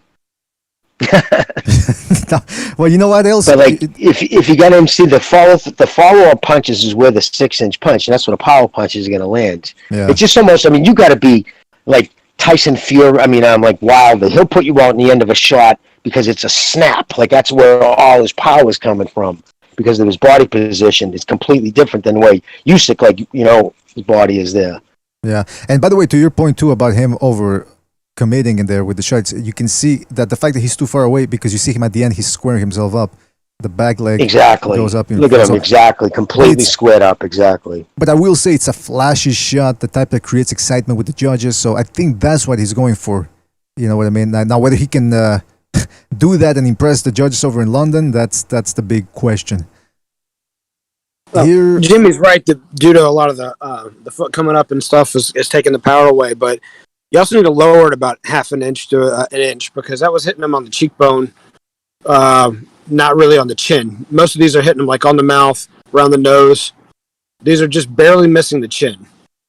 And exactly. The chin's it's a different spot. It doesn't work the same way as hitting an eye socket. Go back to Charlo the other night, bro. Watch that in super slow-mo. The first punch that before he gets put on his ass, right, or against the ropes, the first one's the side of the face, like kind of wobbles him, gets him off, a little goofy.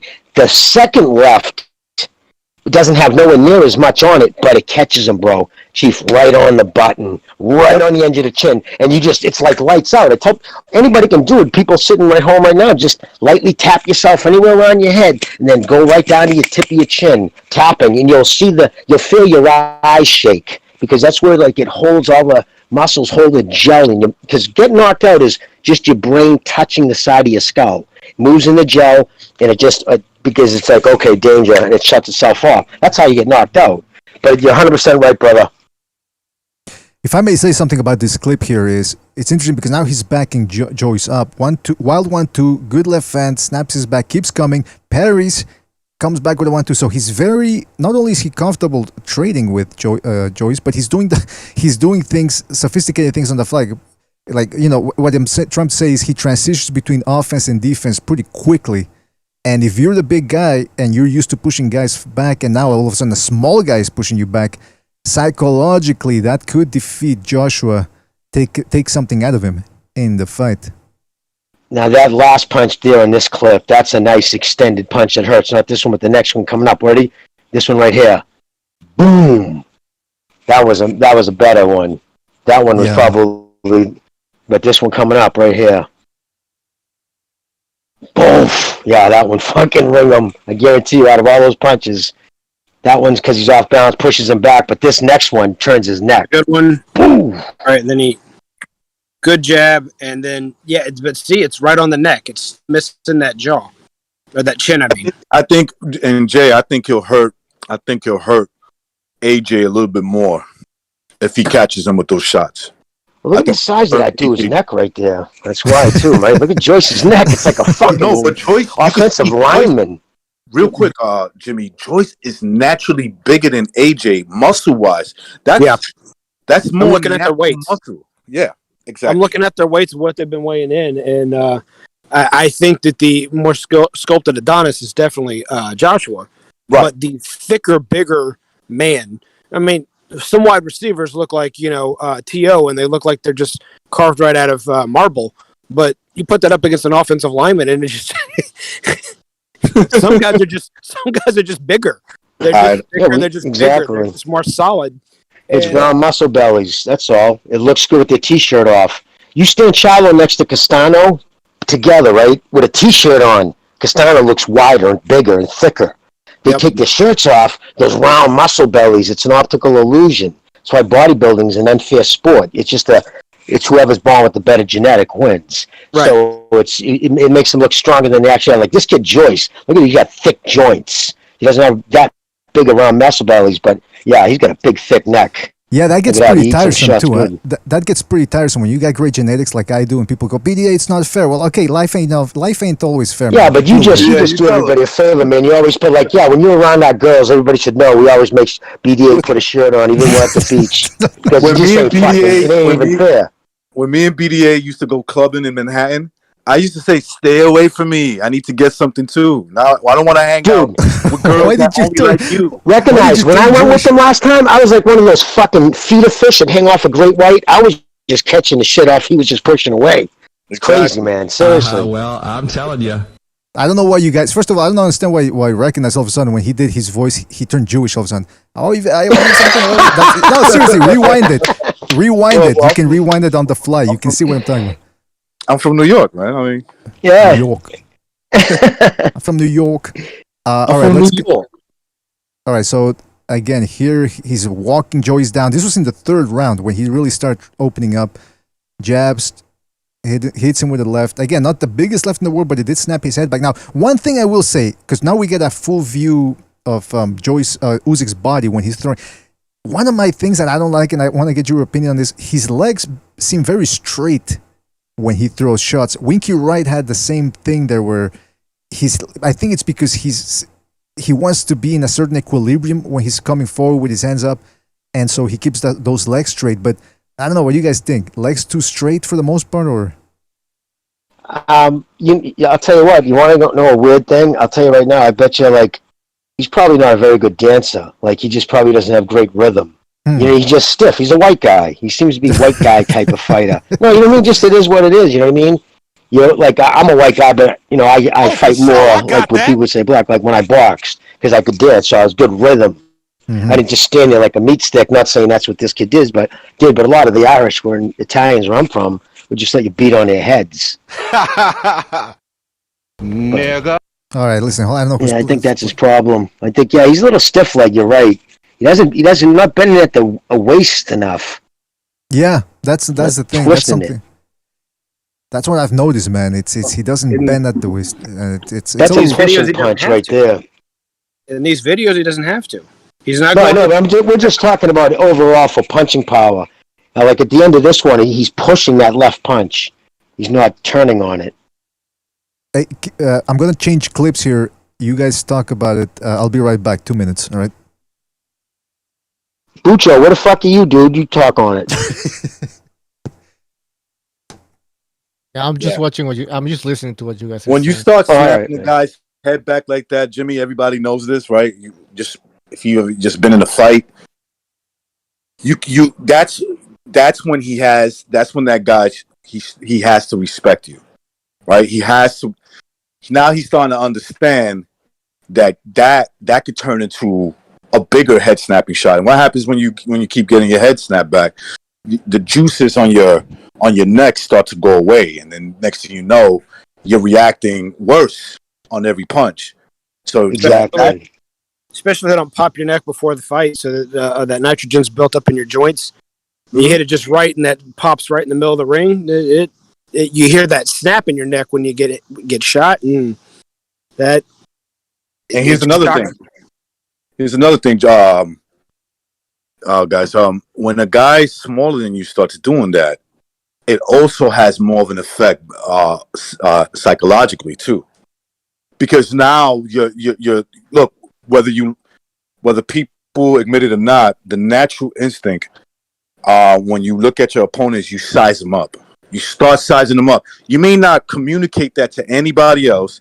You start saying, you start looking at his fists. Well, in this case, the boxing gloves. So you start looking at his arms. You're like, okay, I think I know. I think I could take his shot. And let's say you go in there because you're looking at his size, and next thing you know, he's hurting you, and that does have a bit of effect on you. Now, of course, good fighters can make adjustments from that. But like, okay, he could punch hard. Let me just be a little bit cautious of what's coming in. So all that stuff that he's doing, all that stuff that Usyk is doing, is what caused him to win this particular fight right here, because he needed to get Joyce's respect. He had to. First, we weren't thinking quite as much about Usyk until Precise came on that last time we had this discussion. Say again? So you notice that we weren't. None of us were writing Usyk off, but we weren't quite as high on what Usyk could do until Precise came on and kind of opened our eyes. Yeah, I mean, listen.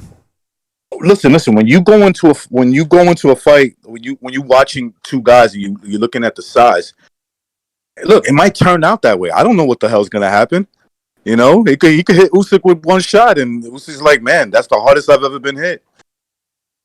Actually, the minute he talked about going to heavyweight, I said, and a lot of people on Twitter were laughing about it. And I was like, I don't know why everybody's thinking it's such an out.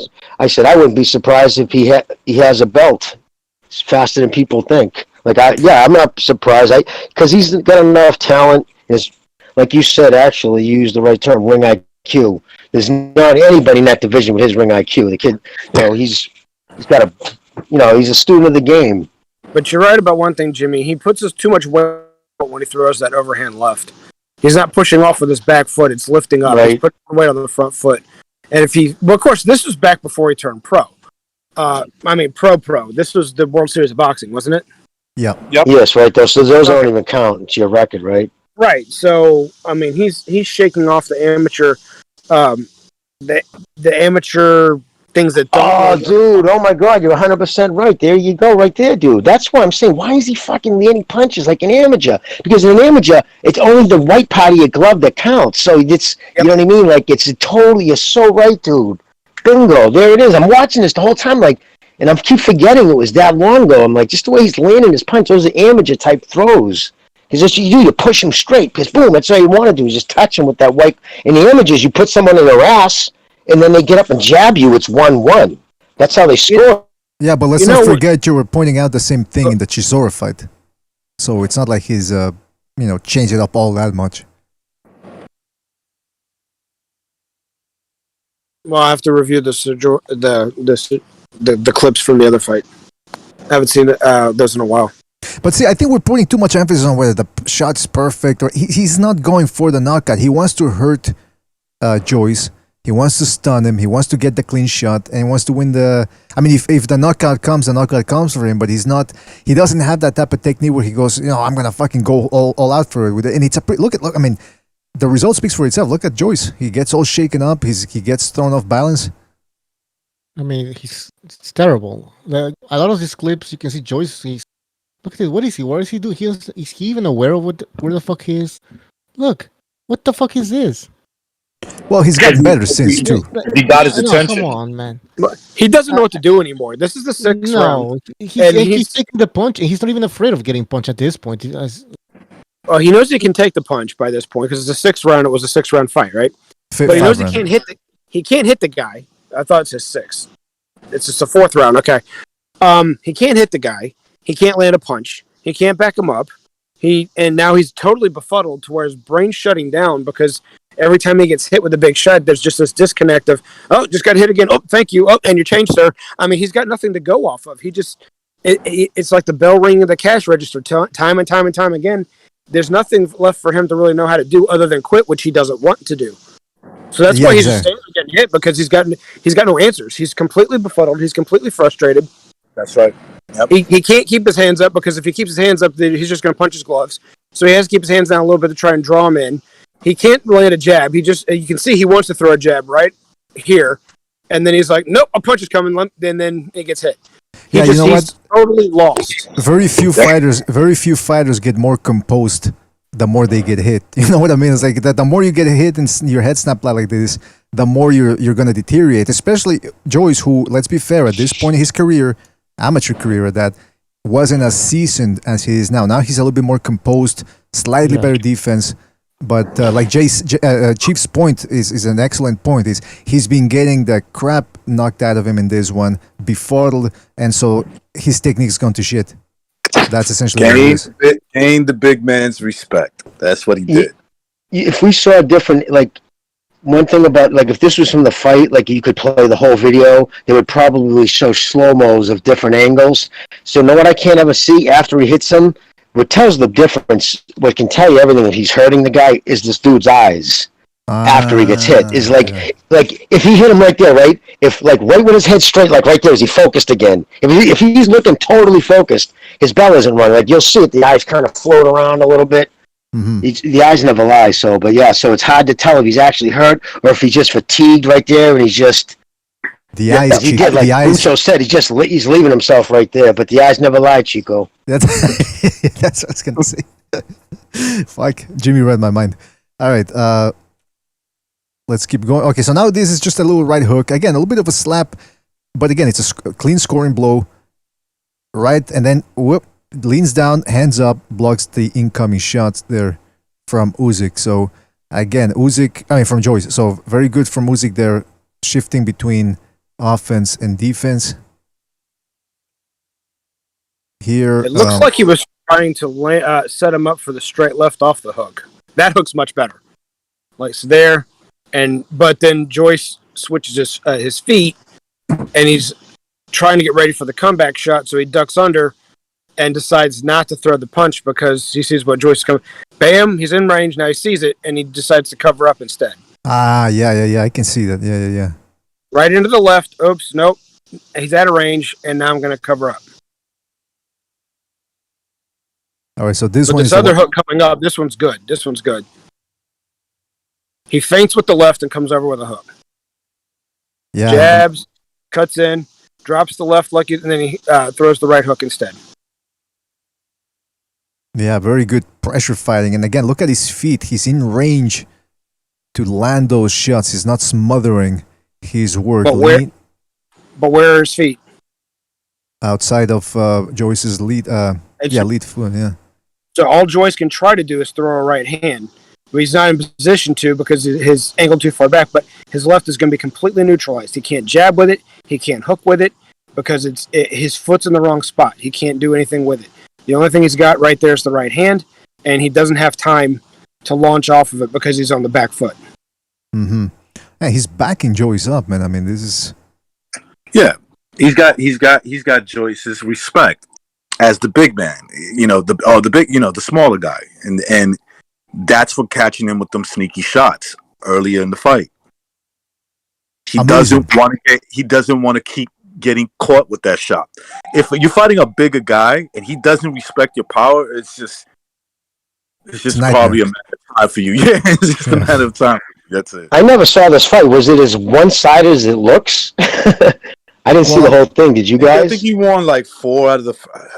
Maybe he won 5 or 4 out of the 5 rounds. Well, Jimmy, so it was a pretty one-sided beating.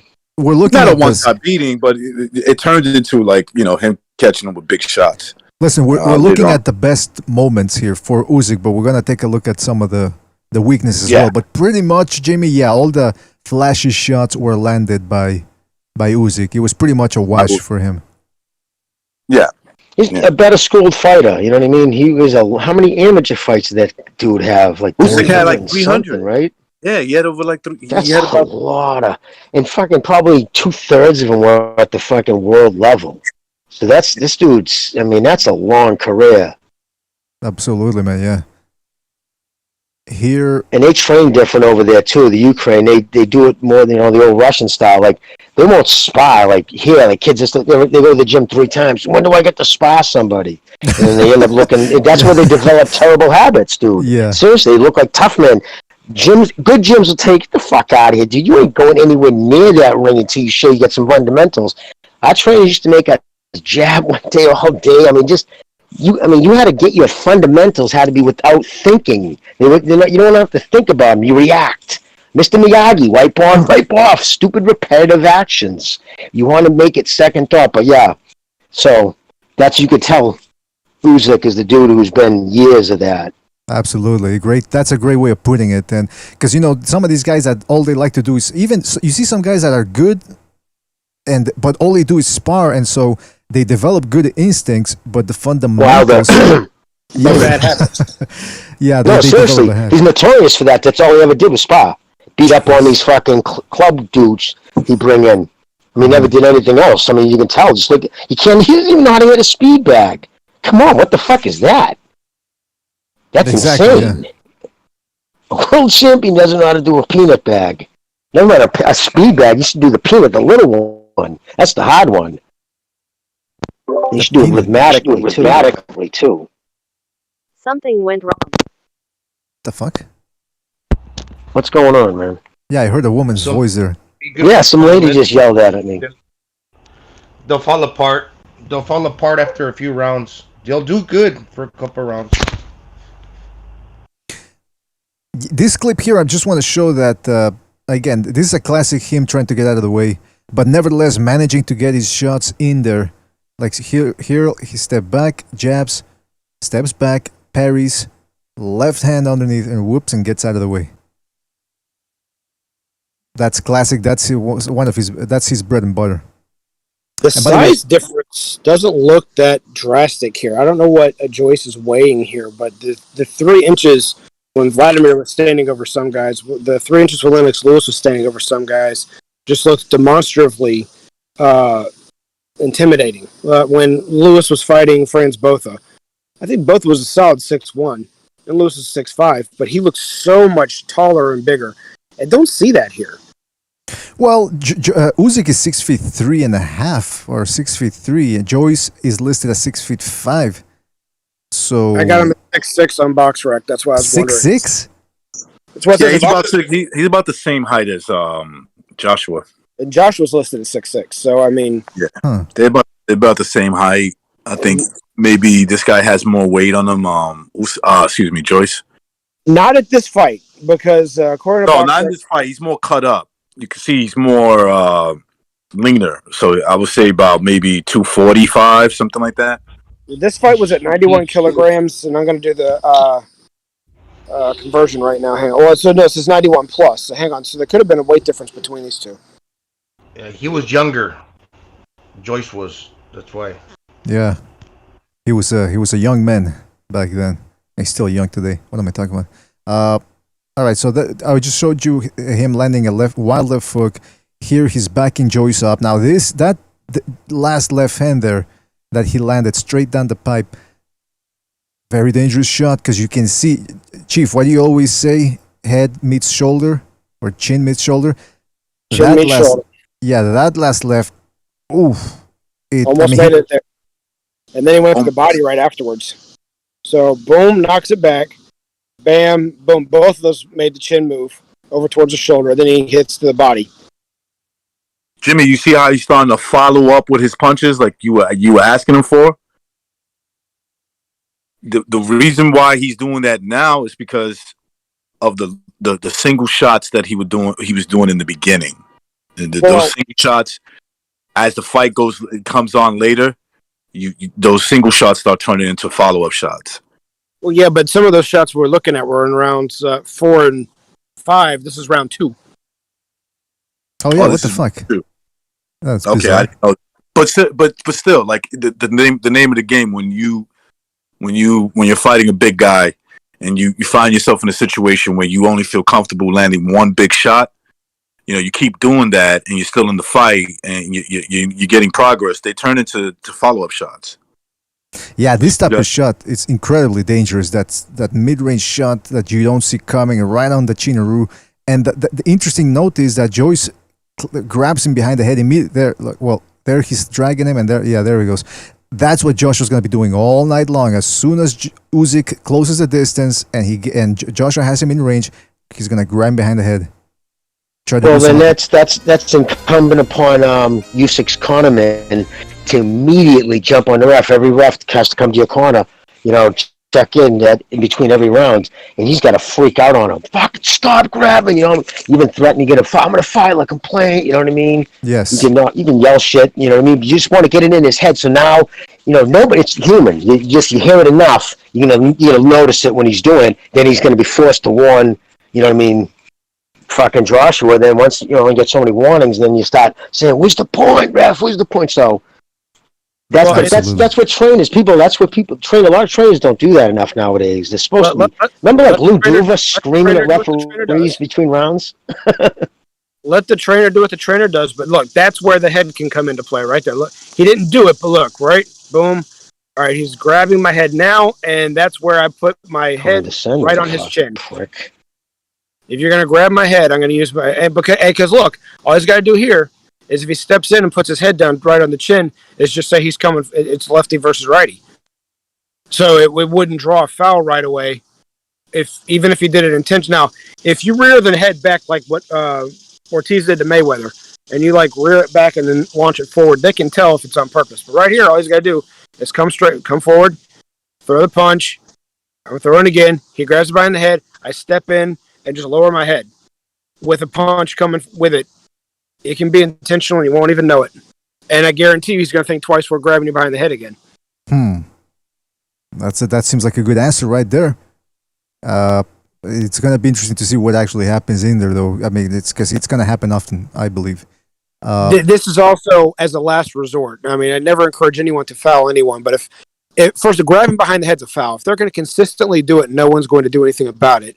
And Muhammad Ali and Joe Frazier happen all the time, but Eddie Futch, as genius as he was a very passive cornerman. He didn't get in the ring. He didn't yell at the ref. He didn't do it. Angelo Dundee, on the other hand, Lou Duva, those kind of guys, they'll get in there and they'll get right in the ref's face and hold like what Jimmy's saying. I have no idea if Usyk's trainers like this. So if he doesn't do that, the fighter may have to protect himself. If he does, the best if you're going to pull my head, pull it to me. Keep pulling behind my head, because I guarantee you I'm gonna help you bring my head in, and it's gonna be something. Maybe your chest, maybe your collarbone, maybe your chin. I don't know. Right. I know which one of those three areas. I know which one I'm gonna be aiming for. A little something back in return, yeah. Play dirty. You got to do something to discourage it. Absolutely. Here he threw Usyk's throwing a left to the body. He did that about 3-4 times in the fight, but you would expect him that it behooves him to do that more often against Joshua. Joshua's a taller guy. Work that body, get low. Joshua's not going to have many answers for that. Here, what's he doing here? Jabbing, 1, 2, 1. Overreaching a little bit, all right? That he shouldn't be doing that. That's the thing I don't want to see Usyk doing, overreaching. Because as we're going to see later on, he tends to jump in, like right there. He's jumping in. There's not that much pop on those shots because he's jumping in and his arms are very wide. So he's going to have to tighten that shit up. Tighten it up. Here he's just leaning in. Oh yeah, so here he just baited him with the left, made him think it was coming. They're leaning in. Whoop, right hand, and then a left hand and snapping him back. Again, putting him out of balance, out of position. Tries to follow up. Gets a little bit too smothered there. But it just goes to show you right here that he can land on the taller guy. And he's landed more flush shots here, or more flashy shots, than he did against the shorter Chisora throughout 12 rounds. This was a 12 rounder. This is just a 5 rounder. And he's landing better shots here, or more flashier shots than he did against Chisora. So the opponent counts as well. The dimensions count. Well, and the number of rounds counts. I'm not gonna. You never want to leave anything in the ring or in the dressing room. You want to put it all out in your performance when the last bell rings. No questions asked. I don't have any. I don't have I don't look reserved like I could still dance all night after I just spent 12 rounds in a fight. This is only 5 rounds, so you've got more energy to expend in a shorter amount of time. Absolutely, yeah. It's a different pace, and it's a weird pace because it's not even amateur pace. It's usually these guys go all out 3 rounds. This one is 3 rounds plus another 2, so it's pretty tiresome. Here he's going with the overhead right and then left. Okay, so it's pretty much you can see that when he's coming forward, he can land flush on the taller guy too. So it's gonna be very important for Joshua to keep those hands up and that chin down, because here you can see Joyce has that chin straight up in the air, backing straight up, which is a big no-no, and he's paying the price for it. Last look at that. All right. Here he's, having fun, slapping a little bit, stepping back. Oh yeah, so that's the other thing about him. He can come in 1, 2, 3, and then just step back from the right and still be in range. He's not that far away. So in and out game, can twist the guys over to the side, keeps him turning, and then on top of that, he can hit him clean. So here going to the body. That last one you put, this one right here. Boom, boom. Steps back with his hands wide open and his hands down, chin exposed. Joshua's a little more accurate than that, and he's got 2 inches of reach on Joyce. So that punch might have landed from Joshua. That's true. Now, Usyk may be smart enough to take that into consideration. But I mean, when you're in the ring, it's a little different. Like right now, we don't know what round this is, but we're assuming he understands the difference in positioning of his reach. Like Recognize says, sizes him up. But if he's thinking that this is going to be the same size against a guy that has a little bit longer reach than this fight that was, 2013, I think. So he might get clipped if he's not careful. He needs to be a little bit more careful and more wise with what he's doing, not show off too much. This man that he's fighting is the heavyweight champion of the world for a reason. Recognize, what is that? Okay, Recognize sending me photos of Usyk. Okay, first of all, why does he look like an Aryan member in prison? I mean, what the fuck? See, is that the look he's going for? I sent that picture because that's him recently. That's him recently at that 230. At that 230 mark. There's other pictures of him, but I'm saying that he still looks athletic, like elusive is what I meant. He still looks like an elusive guy. And you put that 230. Granted, of course, you're gonna feel it.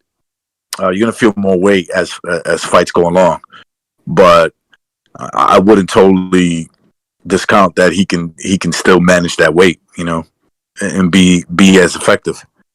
Well, it could be either a big mistake or something that he feels comfortable with because he's been doing this for a long time and he knows his body. I mean, I guess we'll see on Fight Night, right? That's why a lot of people wanted to see Usyk have a couple more fights at heavyweight. But like I've said before, 34 years old, his strengths at this weight are his speed and his reflexes. So the longer it goes, the more those diminish. So his clock's against him. If he wants to pull a trigger, the best time is now, not 2 years from now. So.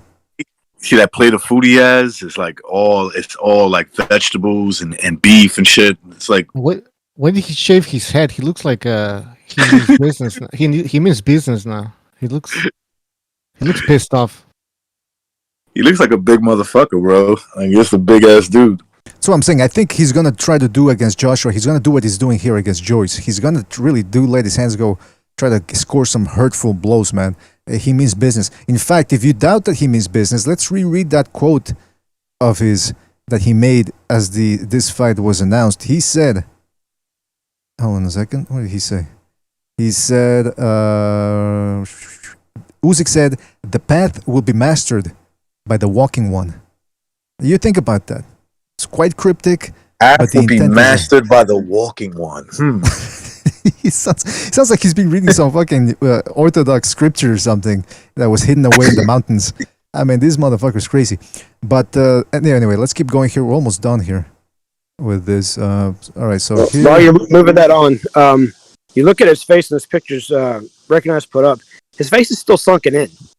So it's not like he just put on the weight that Chris Bird claims he put on for moving up to heavyweight, just eating every last piece of junk he could get to put on weight. Mm-hmm. He's done it very smartly. He's done it very, very smartly. And I just looked up his amateur record. He was 335 and 15. Jeez. If my math is correct, that's about 350 amateur fights. That's correct. Thank you, Recognize. I get an A+ for today. You get an A+.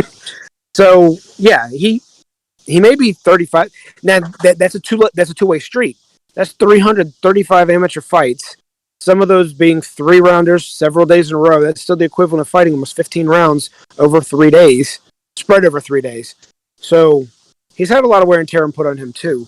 At 35, this is the time. That's why he's not waiting for this whole thing to push out. He's like, I want my shot now. I want my shot now. I want my shot now. Does he deserve it based off the fact he was a cruiserweight? I don't know. But he doesn't have a whole lot of time to waste. Holyfield was still in his mid to late 20s when he moved up. This man's a little bit older. 33, 34? He's 33, 34. Yep. 34 years old, and man, all those fights he had in the amateur level, that's insane, man. And the quality of opposition, again, it wasn't just 300 fights against a bunch of nobodies in a parking lot. Okay, so real quick here. By the way, don't forget to hit the like button, fellas. Hit the like. Oh, and there's a super chat that we missed. FS, thank you for your contribution. He says, how much does it matter that Usyk changes trainer so close to the match? I don't think that much, because he's going with a guy he's worked with before. Yeah. He's not going with a completely new trainer. If it was something different, like, a guy he's never worked with and he's going to give it a shot, I could see that. But since it's, Lomachenko's dad, guy he worked with, a guy that, you can see similarities between him and his trainer's son, I think that it's not going to, that's not going to be the difference. I mean, it could make a difference for him, for Usyk, but I don't think it's going to hurt him. That's what I meant to say. Yeah, and shout out to FS for its question. Like we're saying, I don't think it's gonna be that. I mean, if he's talking about the change, from a negative perspective, I don't think it's gonna be a bad change. Because he's worked with the guy before, and like Recognize said, it's not. He's not switching it up. And even then, Fury, you saw sometimes, even if you change trainer and get a completely new one before a fight, it can still work if you're world class. If you're a guy that doesn't know what he's doing and you're not comfortable and you got no confidence, then I suppose changing trainers might be detrimental. But in this case, I don't see much negative. Then again, we'll have to see. No, I don't either. But it depends on the drastic change of the trainers. I forget who trained Tyson for the first Holyfield fight, but they picked up Tommy Brooks, Holyfield's old trainer, who doesn't train anywhere near the same as who Tyson had before. And I'm bringing in my regimen. I'm in charge now. We do it this way. We do it this way. We do it this way. It's not how I did it before. And that makes a big difference than someone who trained you as an amateur and some of your work in the pros. You already know this person. It's a big difference than, hiring a completely different guy who you've never worked with before. Exactly. Absolutely. Now in this clip, you see him there going to the body with a straight left. See that right there? He's going to have to do that a lot because he's going to want to bring Joshua's hands down. And if his feet are in the right spot, like they are here, he's not going to have to worry about much coming back in return. Now, Joshua might try and grab him behind the head and push him down, like we've talked about. But coming forward, one, it's a body shot. Everybody knows that body shots in professional boxing, especially heavyweights, are great investments. So keep doing that. And then on top of that, now you do it enough. He doesn't know where, because we've shown a few times where he's dipped that shoulder down and he threw the straight left upstairs instead of down and against Joyce. He does the same thing against Joshua. Well, is it going to be a body shot or is it going to be a headshot?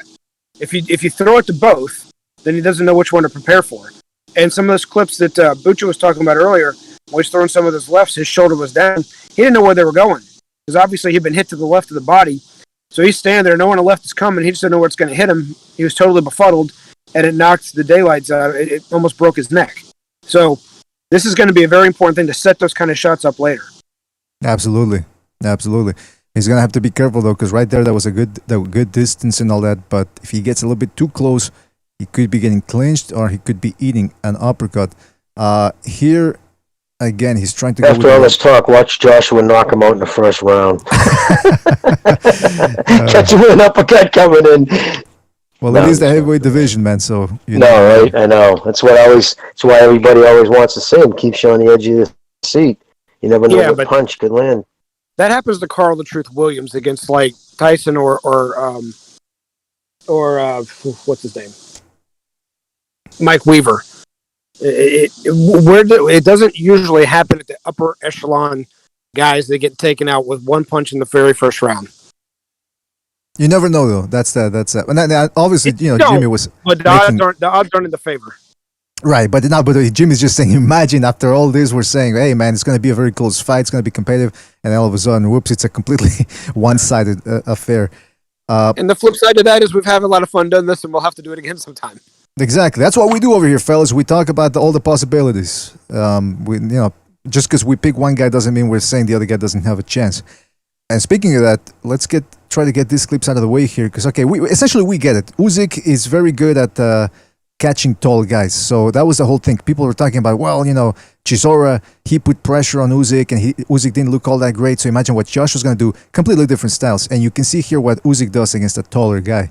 There, at the end, there you see him jumping in. That's a big no-no, and we're going to take a look at that here. All right, first of all, the reason why I wrote Jabberoonie instead of jab is because I don't want to write the word jab on there because of things that are going on lately with YouTube and all that. That the word jab, it has something to do with right. So anyway, the point is smart.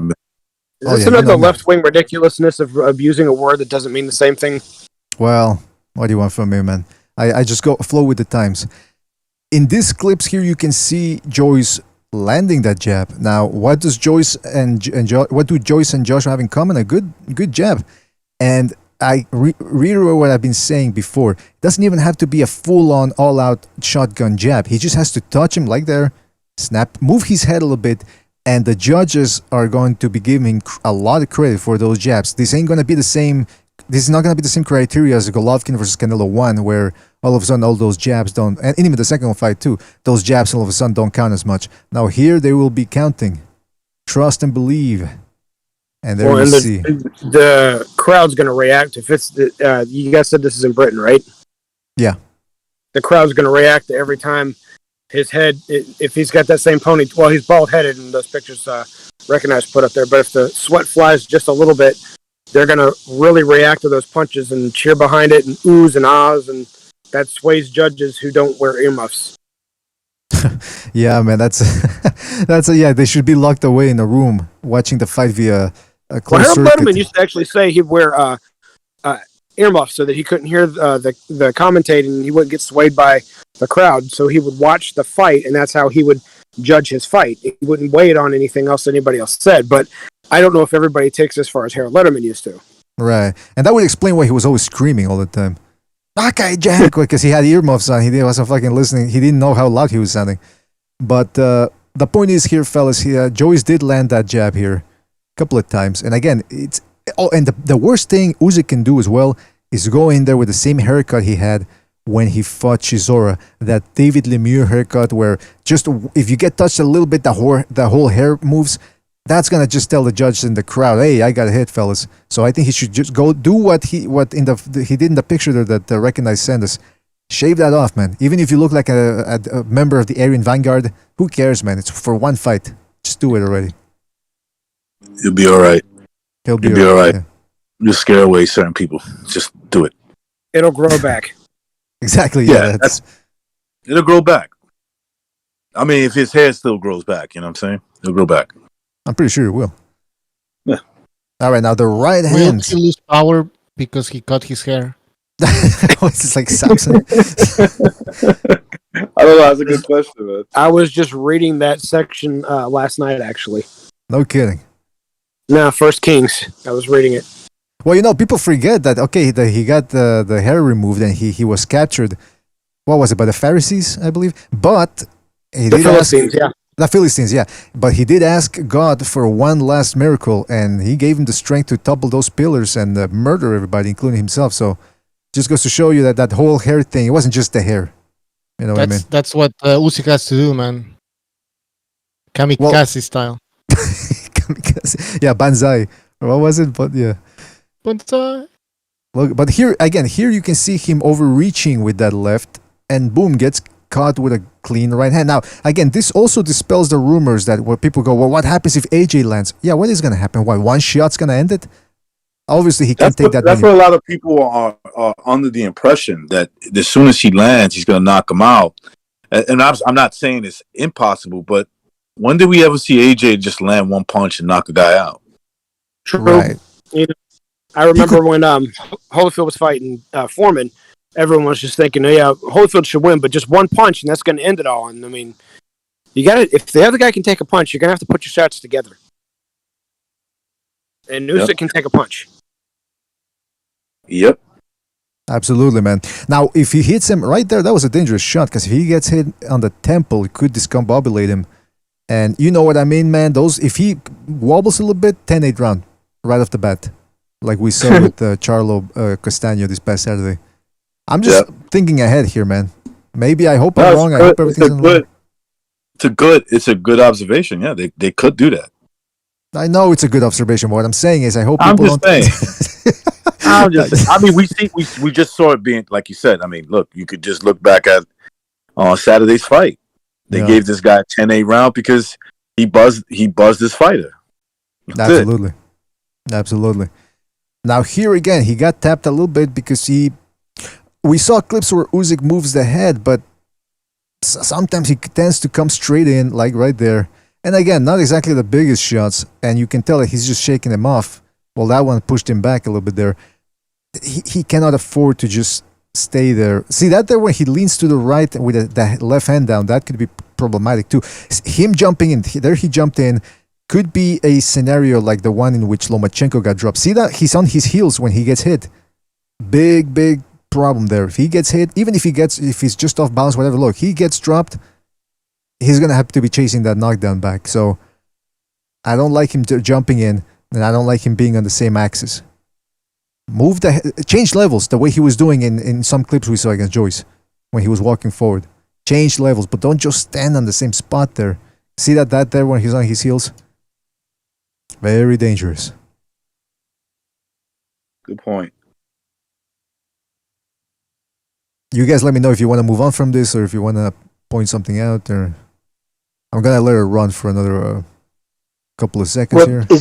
Do you have another one with, like, because again, like you said, this is amateur. I mean, well, 5 rounds, so you know what I mean? It's a lot of years ago. I'm just curious, is he doing everything the same now against the big guys? Like against...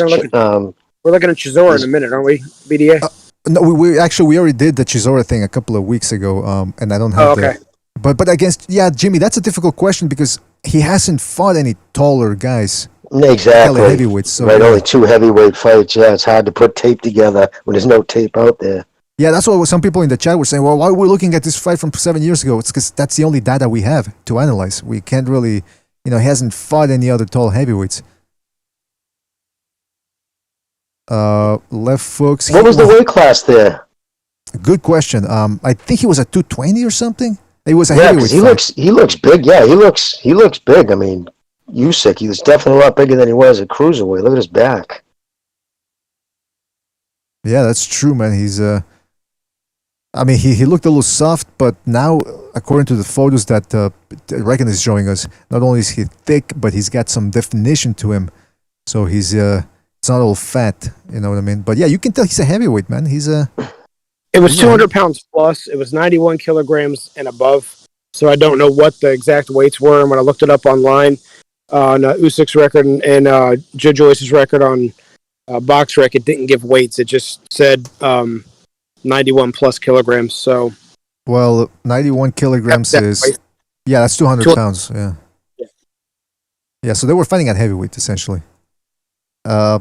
Now the thing though is here. Hold on a second. I'm moving the clip here. Here, when he straights with the left hand, sometimes he drops the other hand, like right there, and so he tends to be open for left hooks. And Joshua has been caught in exchanges. Remember that Dylan White fight and the first Luis fight. But I doubt that Usyk has a type of power where he's going to be able to create the same effect. So if he exchanges with the bigger Joshua, he better not be dropping hands like that. I'll let the clip. Hold on a second. There we go. Does anybody know about the drug testing on this? Is it just WBC drug testing, or is it who's going to be pushing it or handling it? I'm just curious. Does anybody know? I don't know. Fuck it, no drug testing, man. No drug testing. Let these guys let it rip. Let it rip, right? Well, I give my money on the Ukraine, and they got the best shit over there. I can tell you, it won't be USADA.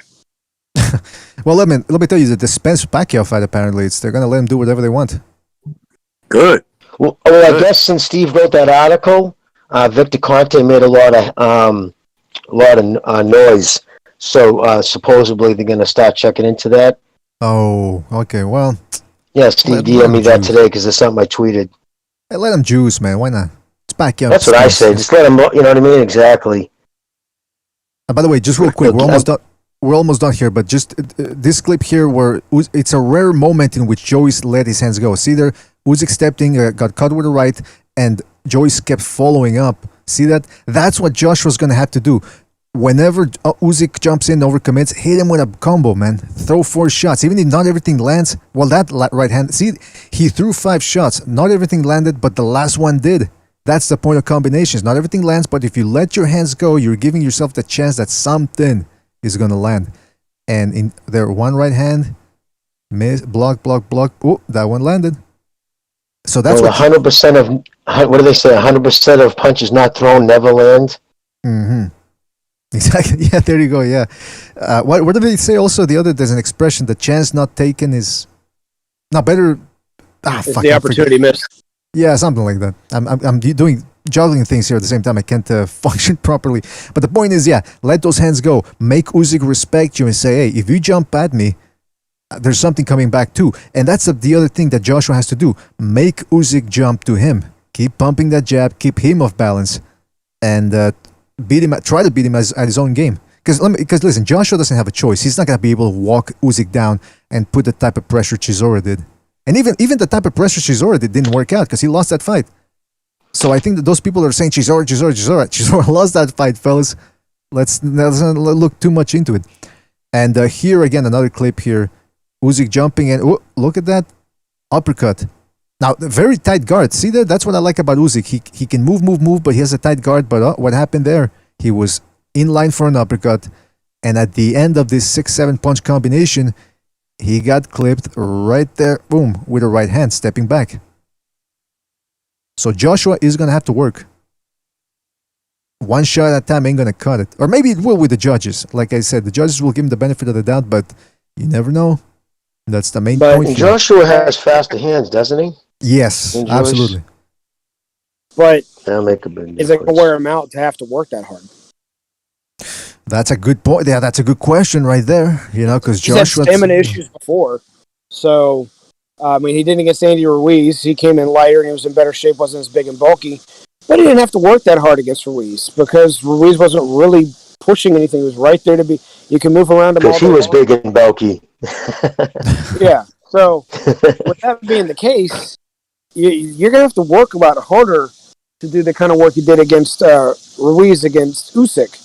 And if you have to put that much energy out there, and you're 6'6", and well, we don't know what he's going to weigh yet, but we've said if he weighs in the higher ends of the 240s or 250s, you might wear yourself out. Exactly, yeah. Because if Usyk puts Joshua in a position of doing stuff he's not used to, he might gas out. And again, look, Joshua's going to be throwing punches at Usyk, and Usyk's going to be throwing punches at him back. It's going to be a fight. Both guys are going to try to get each other out of the comfort zone. The question is, who's going to be... He's got to remain as a real threat to Usyk, like Teofimo Lopez did to Lomachenko, where if he can keep Usyk from throwing because he's going to see Joshua as too powerful in the beginning rounds while he's downloading his information, he can conserve some energy and just, try to keep Usyk from taking that angle. And as he comes in, Joshua, he punches hard with both hands, so he can catch you with the hook. if Usyk tries to go left or right, and try to keep him from taking that corner and freeze him in his tracks, that's how I can see he can conserve some stamina. Yeah, man, that's a good While point. being effective. Excellent point, Gonzalo. He's going to have to be economical. Now the question Exactly. the question is, will that economy be enough to get the decision? You need to try to push him into corners of the ring too. You want to get him in the corner, that way, you know what I mean. You control it. Try to set up traps, get him closer to so he has less space to escape from. Mm-hmm. Well, listen, but he's also going to become mentally tired too. Usyk will get him mentally tired. Yeah, he's got to bank. You become exhausted. Yeah, Usyk has to bank on that too. That his mental pressure is going to tire Joshua out. Because again, Joshua doesn't have the greatest time. I mean, it's not as bad as I used to think. When I was rewatching the Klitschko fight, I said, he got his second win pretty good.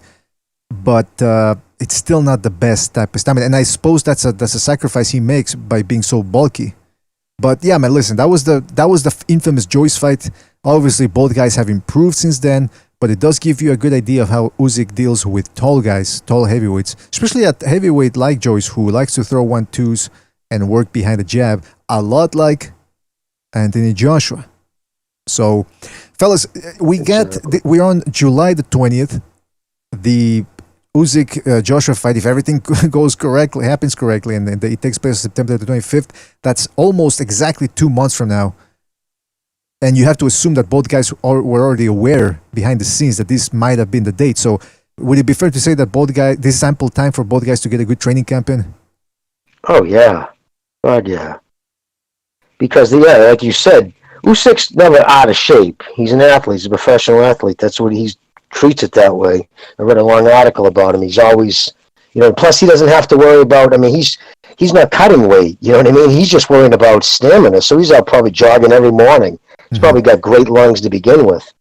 His camp is going to be all about how to deal with somebody his size. Where Joshua, I don't know if he keeps, again, Joshua fell in love with his physique. And he became shirt off Instagram guy. He was doing that the week of the Ruiz fight, and we saw what happened from that. And he came back with all that weight off his shoulder girdle, which drains you. But, yeah, I'm looking forward to it. We'll see what happens.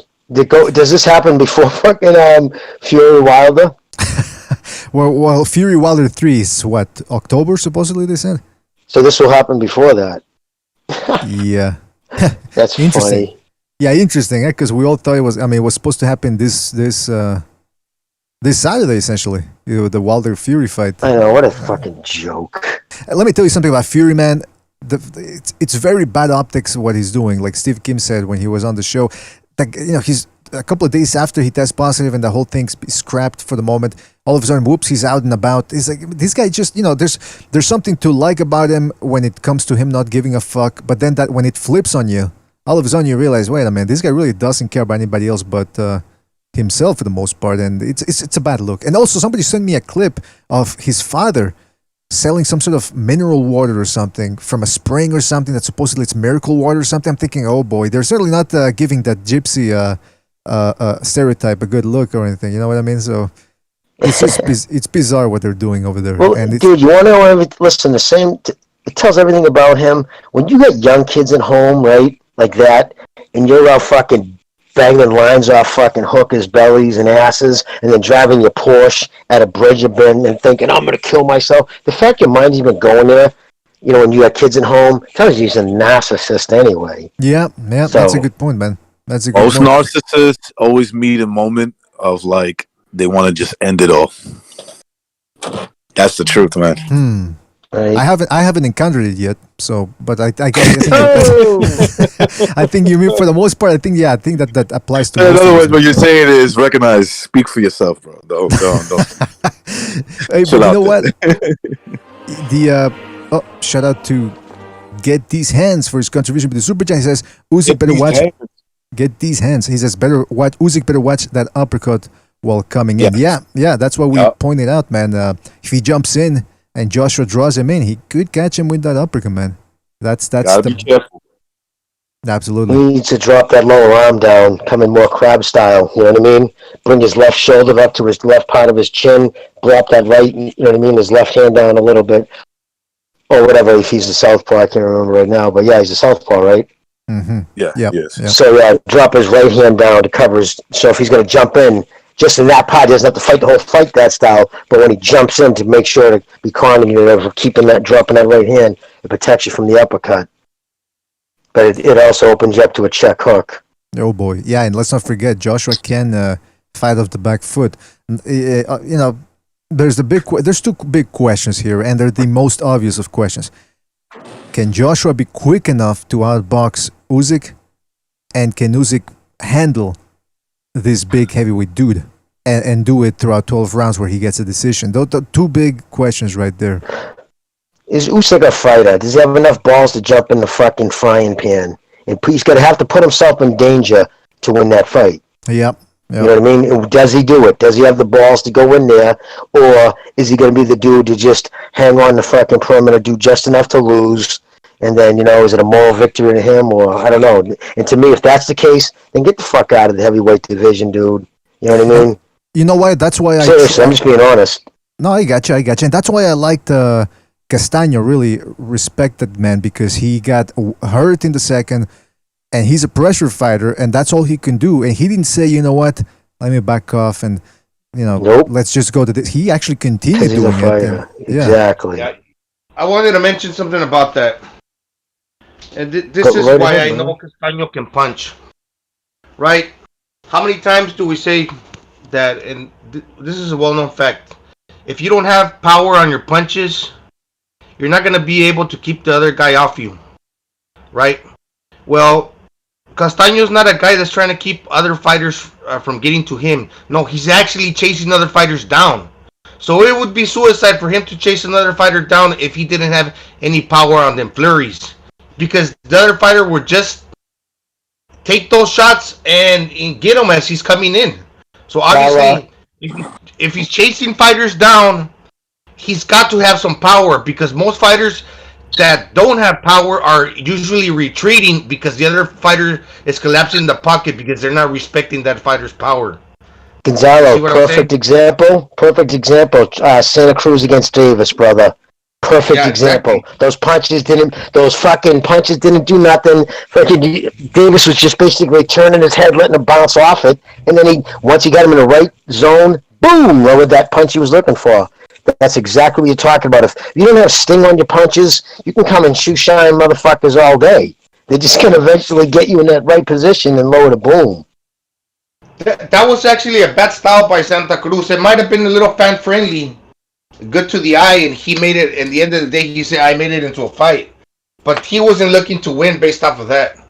Because the other guy was just he had no power. It's suicide. Nope. He was buying a loss.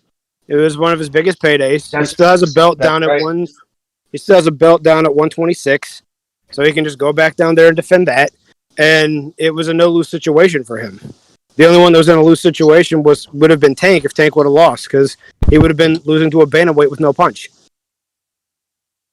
Speaking of no punch, this Saturday we got very slim pickings. We got Joyce versus Takam.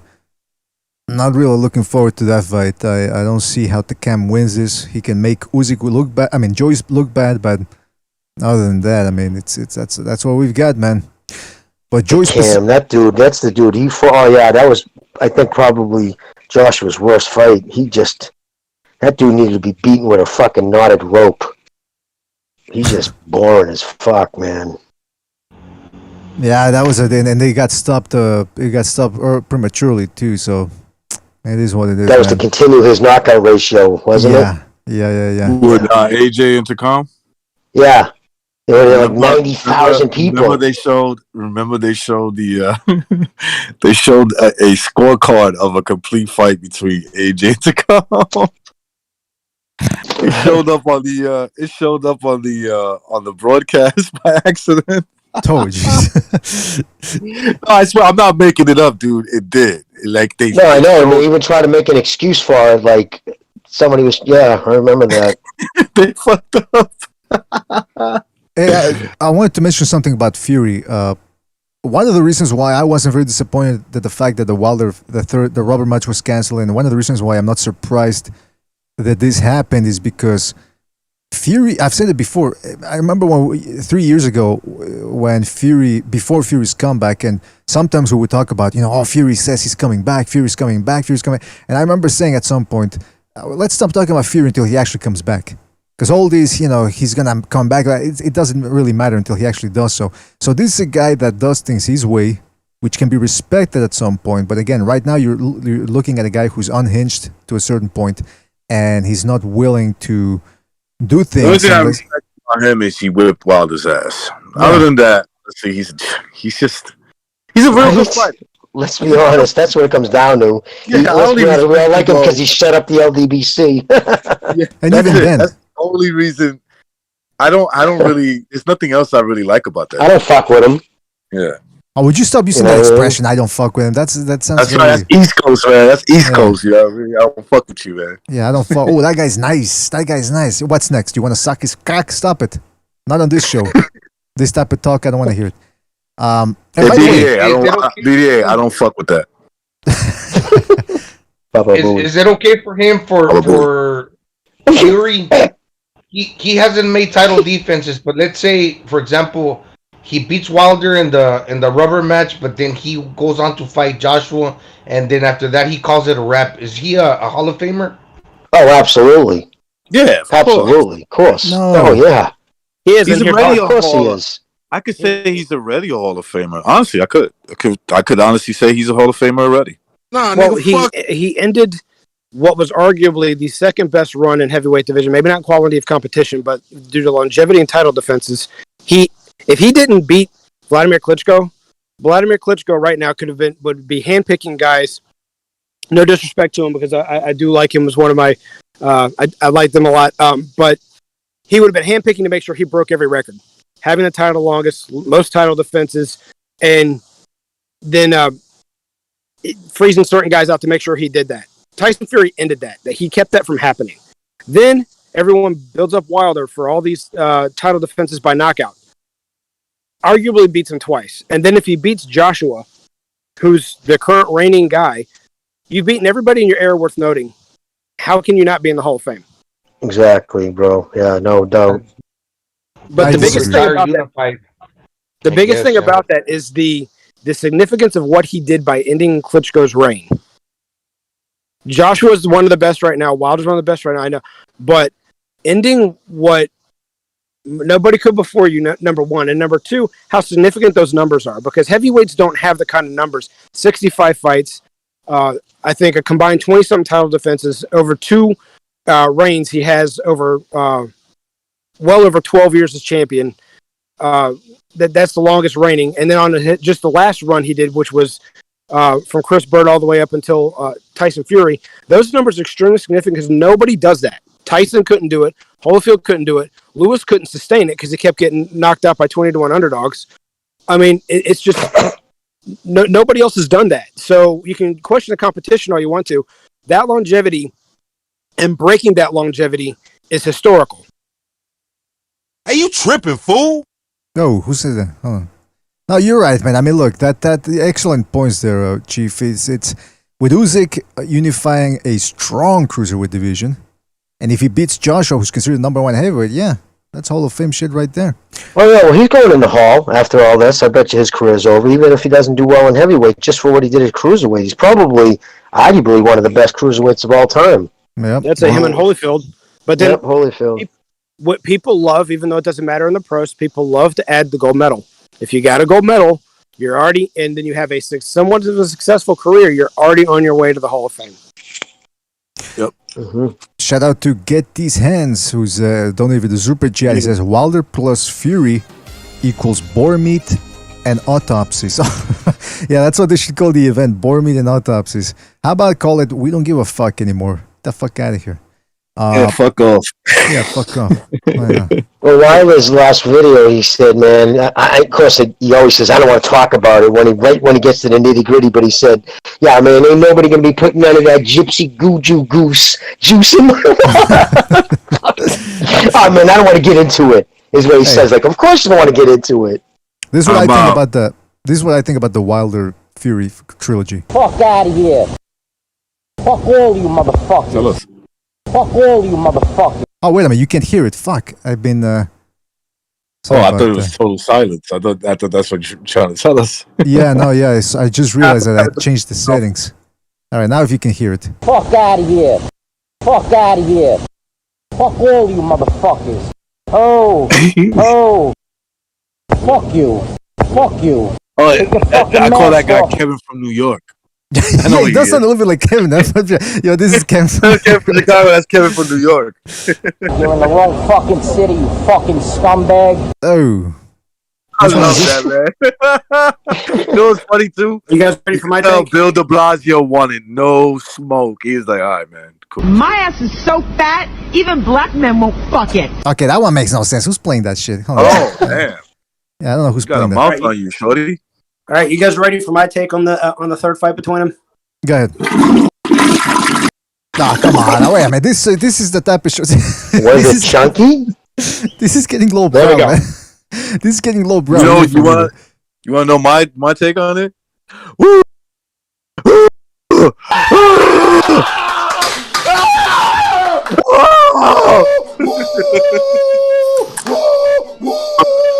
He sounds Dude, like a dog. that show, look, dude, everything he does and says tells you he is just he's a basket case. He really come is. on. Come on, man. He is, man. I'm telling you, dude. That fucking loss destroyed him because he believed his sycophants, and he really did. I mean, just the video he posted out, your king is here. What the fuck you talking about, dude? If it wasn't for boxing, you'd be fixing lawnmowers. See, this is the Your thing. king Wilder is never here. had somebody to bring him back to reality. You know what I mean? Everybody just kept calling him a king, and he believed he was a king. A king of what, first of all? But anyways, he believed he was a king, and that was the problem with Wilder. He was surrounded by yes men. And you gotta blame Dees for that. That guy, what's his name again? JD's? JD. Oh, yeah. I mean, he's obviously the main trainer. Or was. I don't know what the fuck he is now. Oh. He never told him the truth. But you know what? He's not even a trainer. He's not even a real fucking trainer. And Bucho, remember when it was so obvious right after the fight. Of course, just for that nasty side of me, I went to like 78, and I went to all the videos to see what they put up, like post-fight reactions, and you could actually see the narrative build. It was 78. He said, "Man, my man didn't look right in there tonight. Something looked off." And then he said, "My nephew's mom was even saying that fucking somebody. It was like he was drugged." And that's exactly what he said in the show. And you could actually see it snowball. Next thing you know, that was when, Wilder put his thing. And I even had his first interview, he said, or the tape he put out, he goes, I even have, family, friends and family saying that, or family, or how he worded it, but saying I was drugged. And so he basically just took all the talking points. He stayed silent for 2 months. All these LDBC conspiracy videos, they fed off each other and grew, and he cherry-picked from each of it, and then just fucking ran with it. And that's why he had the headphones on, dude. He couldn't even allow those questions to be asked. They would have been too embarrassing. And that would have been his fucking management team who told him to do that. Those type of comments, they sound like the Leonard Ellerby when he says, everywhere I go, when I talk to my school teacher, when I talk to my barber, they all say Tank Davis is their favorite fighter. Like, yeah, I believe that, man. Sure. They used to do the same thing when Floyd would come in and out of retirement. These long fights. Everyone's asking me everywhere I go, even the people at the strip clubs, when's he coming out of retirement? I was like, but those egos, like Wilder and even Roy Jones and even Pernell Whitaker and Floyd Mayweather, right? People won't believe that they're self-conscious, but when you just mention an objective debate about their career, they freak out. They completely freak out, and they go.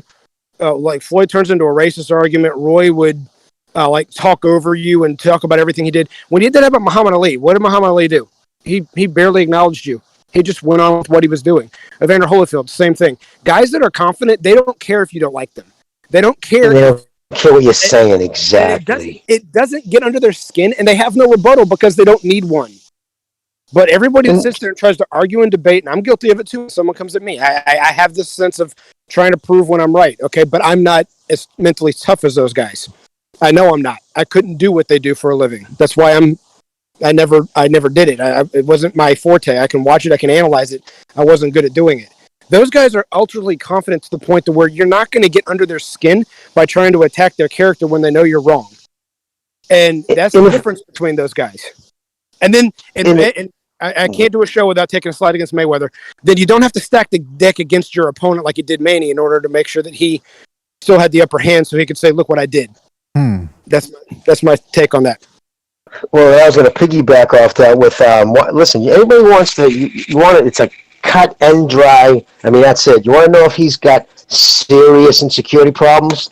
2 weeks, again, this was the fight was before it was canceled. You got 2 weeks to go before you're about to have your trilogy fight. And you're fucking policing videos on YouTube.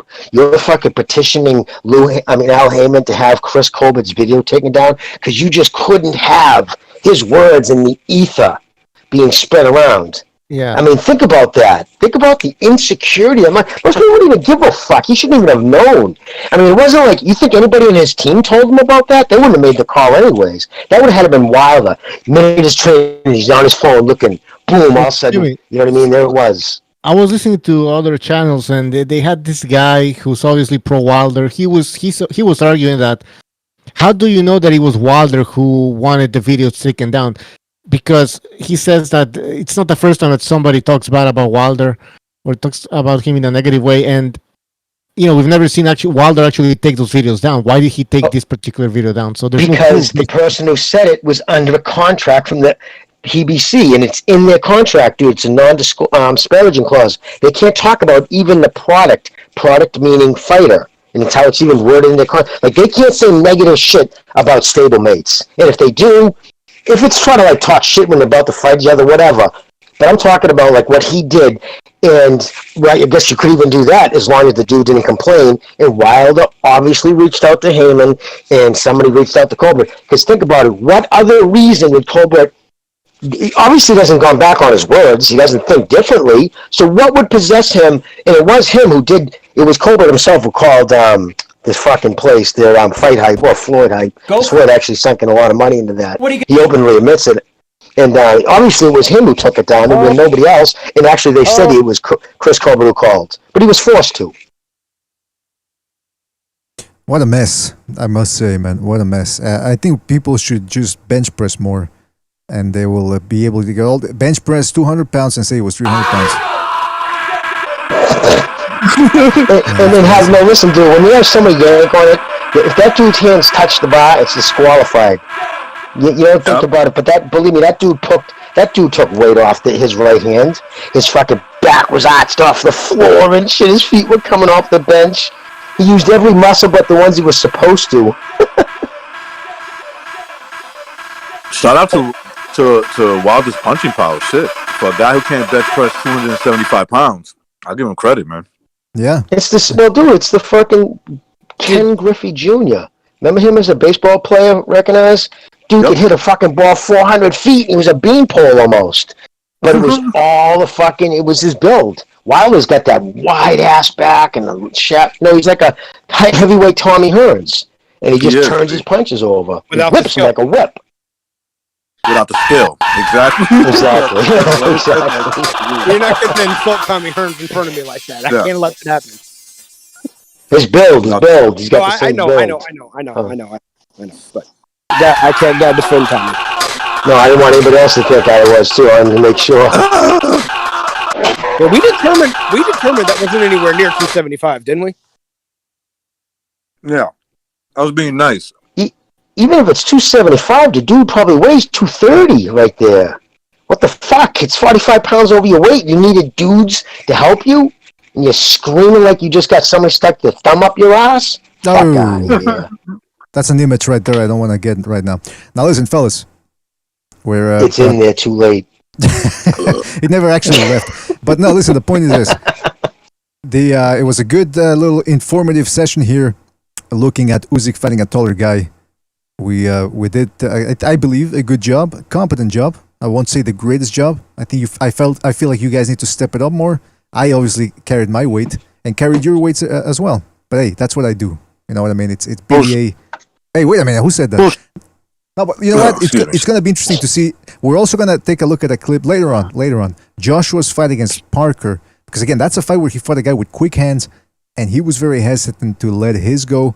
And I also want to take a look at Usyk's fight in the World Series of Boxing when he fought Junior Fa, another big dude, not as refined maybe in terms of jab and all that as Joyce, but still a pretty big guy. And again, Usyk just pretty much did what he did in this one. So we're going to continue on with that. And again, not much going on. We're going to plan some special episodes where we look back at boxing history and all that.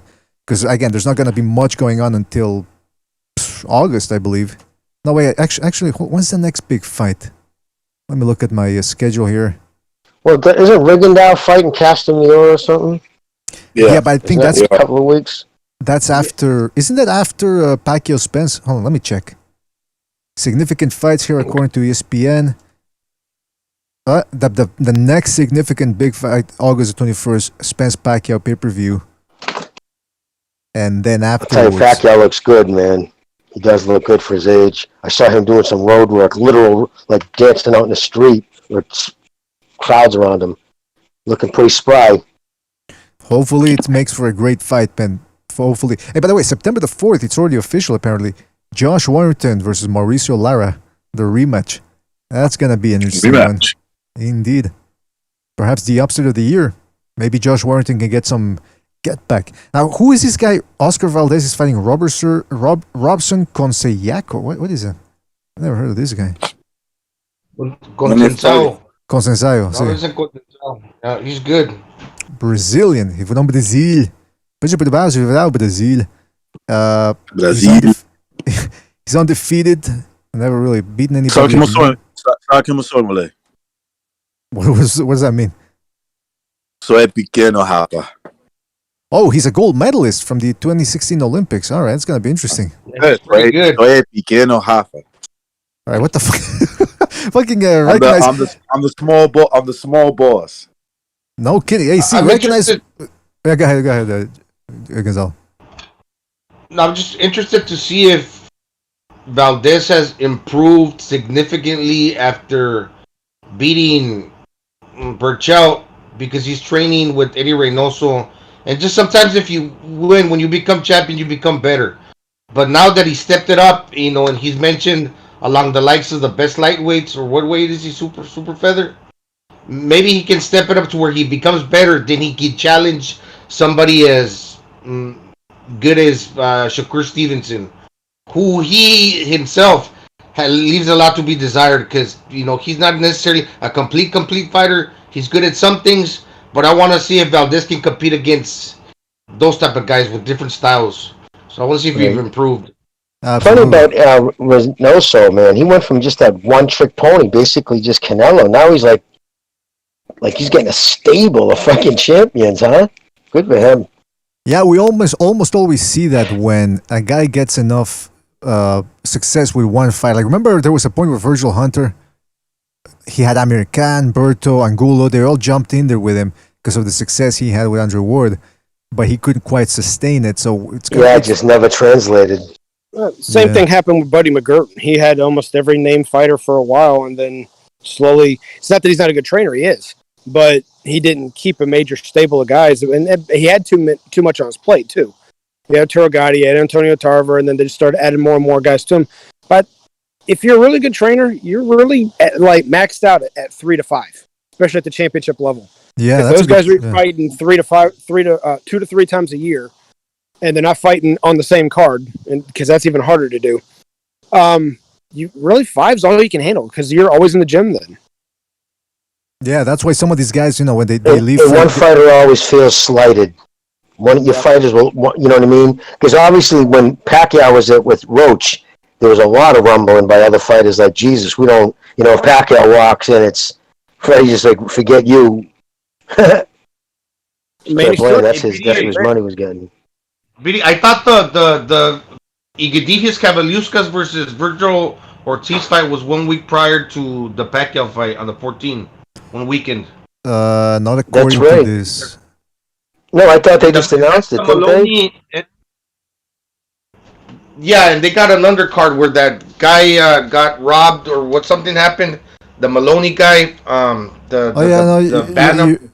you're right. It's the yeah. How come I missed this? Yeah, the Casimiro fight in Ringo. That's I August. guess you weren't carrying us then, huh? No, I wasn't. Man. I dropped the ball, man. It happens sometimes. Hey, listen, perfection's for losers, man. Now listen, Casimiro versus Ringo. That's on August the 14th, and on the same day, like Gonzalo said, Ortiz Jr. versus Cavaliuskas. Yes, indeed. Okay, so there's a little something here. That's a decent fight. Yeah, man. Yeah, and the co-main to that one is at featherweight. The Maloney brother, you know, he fought one of the Maloney's, but remember that fight that ended? I don't know how it ended. I forget now. Remember he fought some Mexican, some short little guy from Robert Garcia's stable? Yeah. The controversial ending there. Yeah, I remember that. Yeah, that one. That's the co-main for the Igedijas Cavaliuskas fight. Actually, Gonzalo, that's on ESPN. The Franco Maloney fight, that's on ESPN. And the Okay. So how are they gonna do that? Because Robert Garcia trains Ortiz, but then he also trains that fighter. Well, That's see, what that I just meant, goes. but anyway, That goes. yeah, okay. That goes to the point where we're talking about trainers spreading themselves too thin. The fuck, yeah. He's probably gonna send the assistant, that's one of true. his. He's gonna send his second in command with him or something. You know what I mean? So to try to cover his. He's not going to send the second in command to the Ortiz fight. Yeah, I don't think so. Yeah, that's he's gonna be right there, man. Well, listen. As you can see, we're getting our information wrong here, which means we're all a little bit tired. I suggest we end this. And like I said, we're going to be back with special shows because, again, not much happening within the next couple of weeks. So that's about it, fellas. Guys, thank you for joining us. Really appreciate it. Recognize Bucho, Jimmy, Gonzalo, Chief. Thank you so much for being on. Really appreciate it. I had a lot of fun doing this. I hope everybody else enjoyed this as well. You're welcome. Absolutely. Thank you for having me on. No problem, man. No problem. Bucho says, My wife's pleasure. I think I'm sensing a little sarcasm there from Jimmy lately. I'm doing some controversial shows. All right, yeah. Well, it's about time. He's been lazy. Yeah, Bucho the king of controversial shows, man. Can't wait to see what he comes been up with. fucking lazy for real. Hey, I wanted some kumites, maybe, guys. Kumite. Those are always controversial. Bucho, you should do one with the title. It's almost like a fucking law. Just like bringing some fucking hardcore LDBC Wilder defenders. Yeah, I used to do that. Some, Some people complain. Like, yeah, do some title that would guarantee them to come in. well, you know, the show I was wanted to do was like, show me proof that there's racism in boxing. How about show me proof that the fight could have went either way? Dude, just Google it. How about this? Yeah. Show me how it could have went either way, Castaño Charlo. So what the fuck you saying, homie? Yeah, we can do that. What the fuck ever? The more I rewatched that fight again. Oh, I'm sorry. Go recognize. No. Outside of 2 rounds, he won convincingly. Show me what other rounds that he won that I missed. I watched it again, dude. Even more, dude. He just does not like getting hit. You know what I mean? He just doesn't like it. You know what I mean? That's what. If he wasn't so nervous about getting hit, he had all the tools to beat Castano. He had the ability. You know what I mean? Just the athleticism. Castano outdogged him. Without a doubt, that's how he won that fight. My book. Yeah, I think that's what Chief meant when he said that Charlo should be effectively so. He's the favorite because he has a lot of advantages, but just look, you have all the advantages, but you don't let your hands go. That's a big problem right there. Big old problem. Listen, fellas, I gotta go. Thanks to everybody for joining us. Really appreciate it. Shout out to everybody that donated to the super chat. I'm talking about. Hold on a second. Let me just check. I think I can check back. Yes, I think it's. No, it's not working. Fuck. It was working the last time. Butcher, did you pin anything or? Nope. Huh. If I go to viewer activity, I can't see the people have donated the super chat. It's fucked up. They changed something. You can't. Sometimes the super chats disappear. Hey, YouTube, you gotta step it up, man. Otherwise, I'm gonna write a formal letter. I'll have Rayful Shapiro forward it to you, and we're gonna see what's what. All right. I'm not afraid. I'm not averse at going up against these corporate lawyers. All right. Other than that, that's right. Shout out to everybody out there. Hope you enjoyed it. Let us give us your feedback. Leave us your feedback in the comment section. What type of shows you want to see now that we got some room for experimentation here until August the 14th. And that's about it. Shout out to everybody in the chat. Gar Arison, John Doe, Nes Mendoza.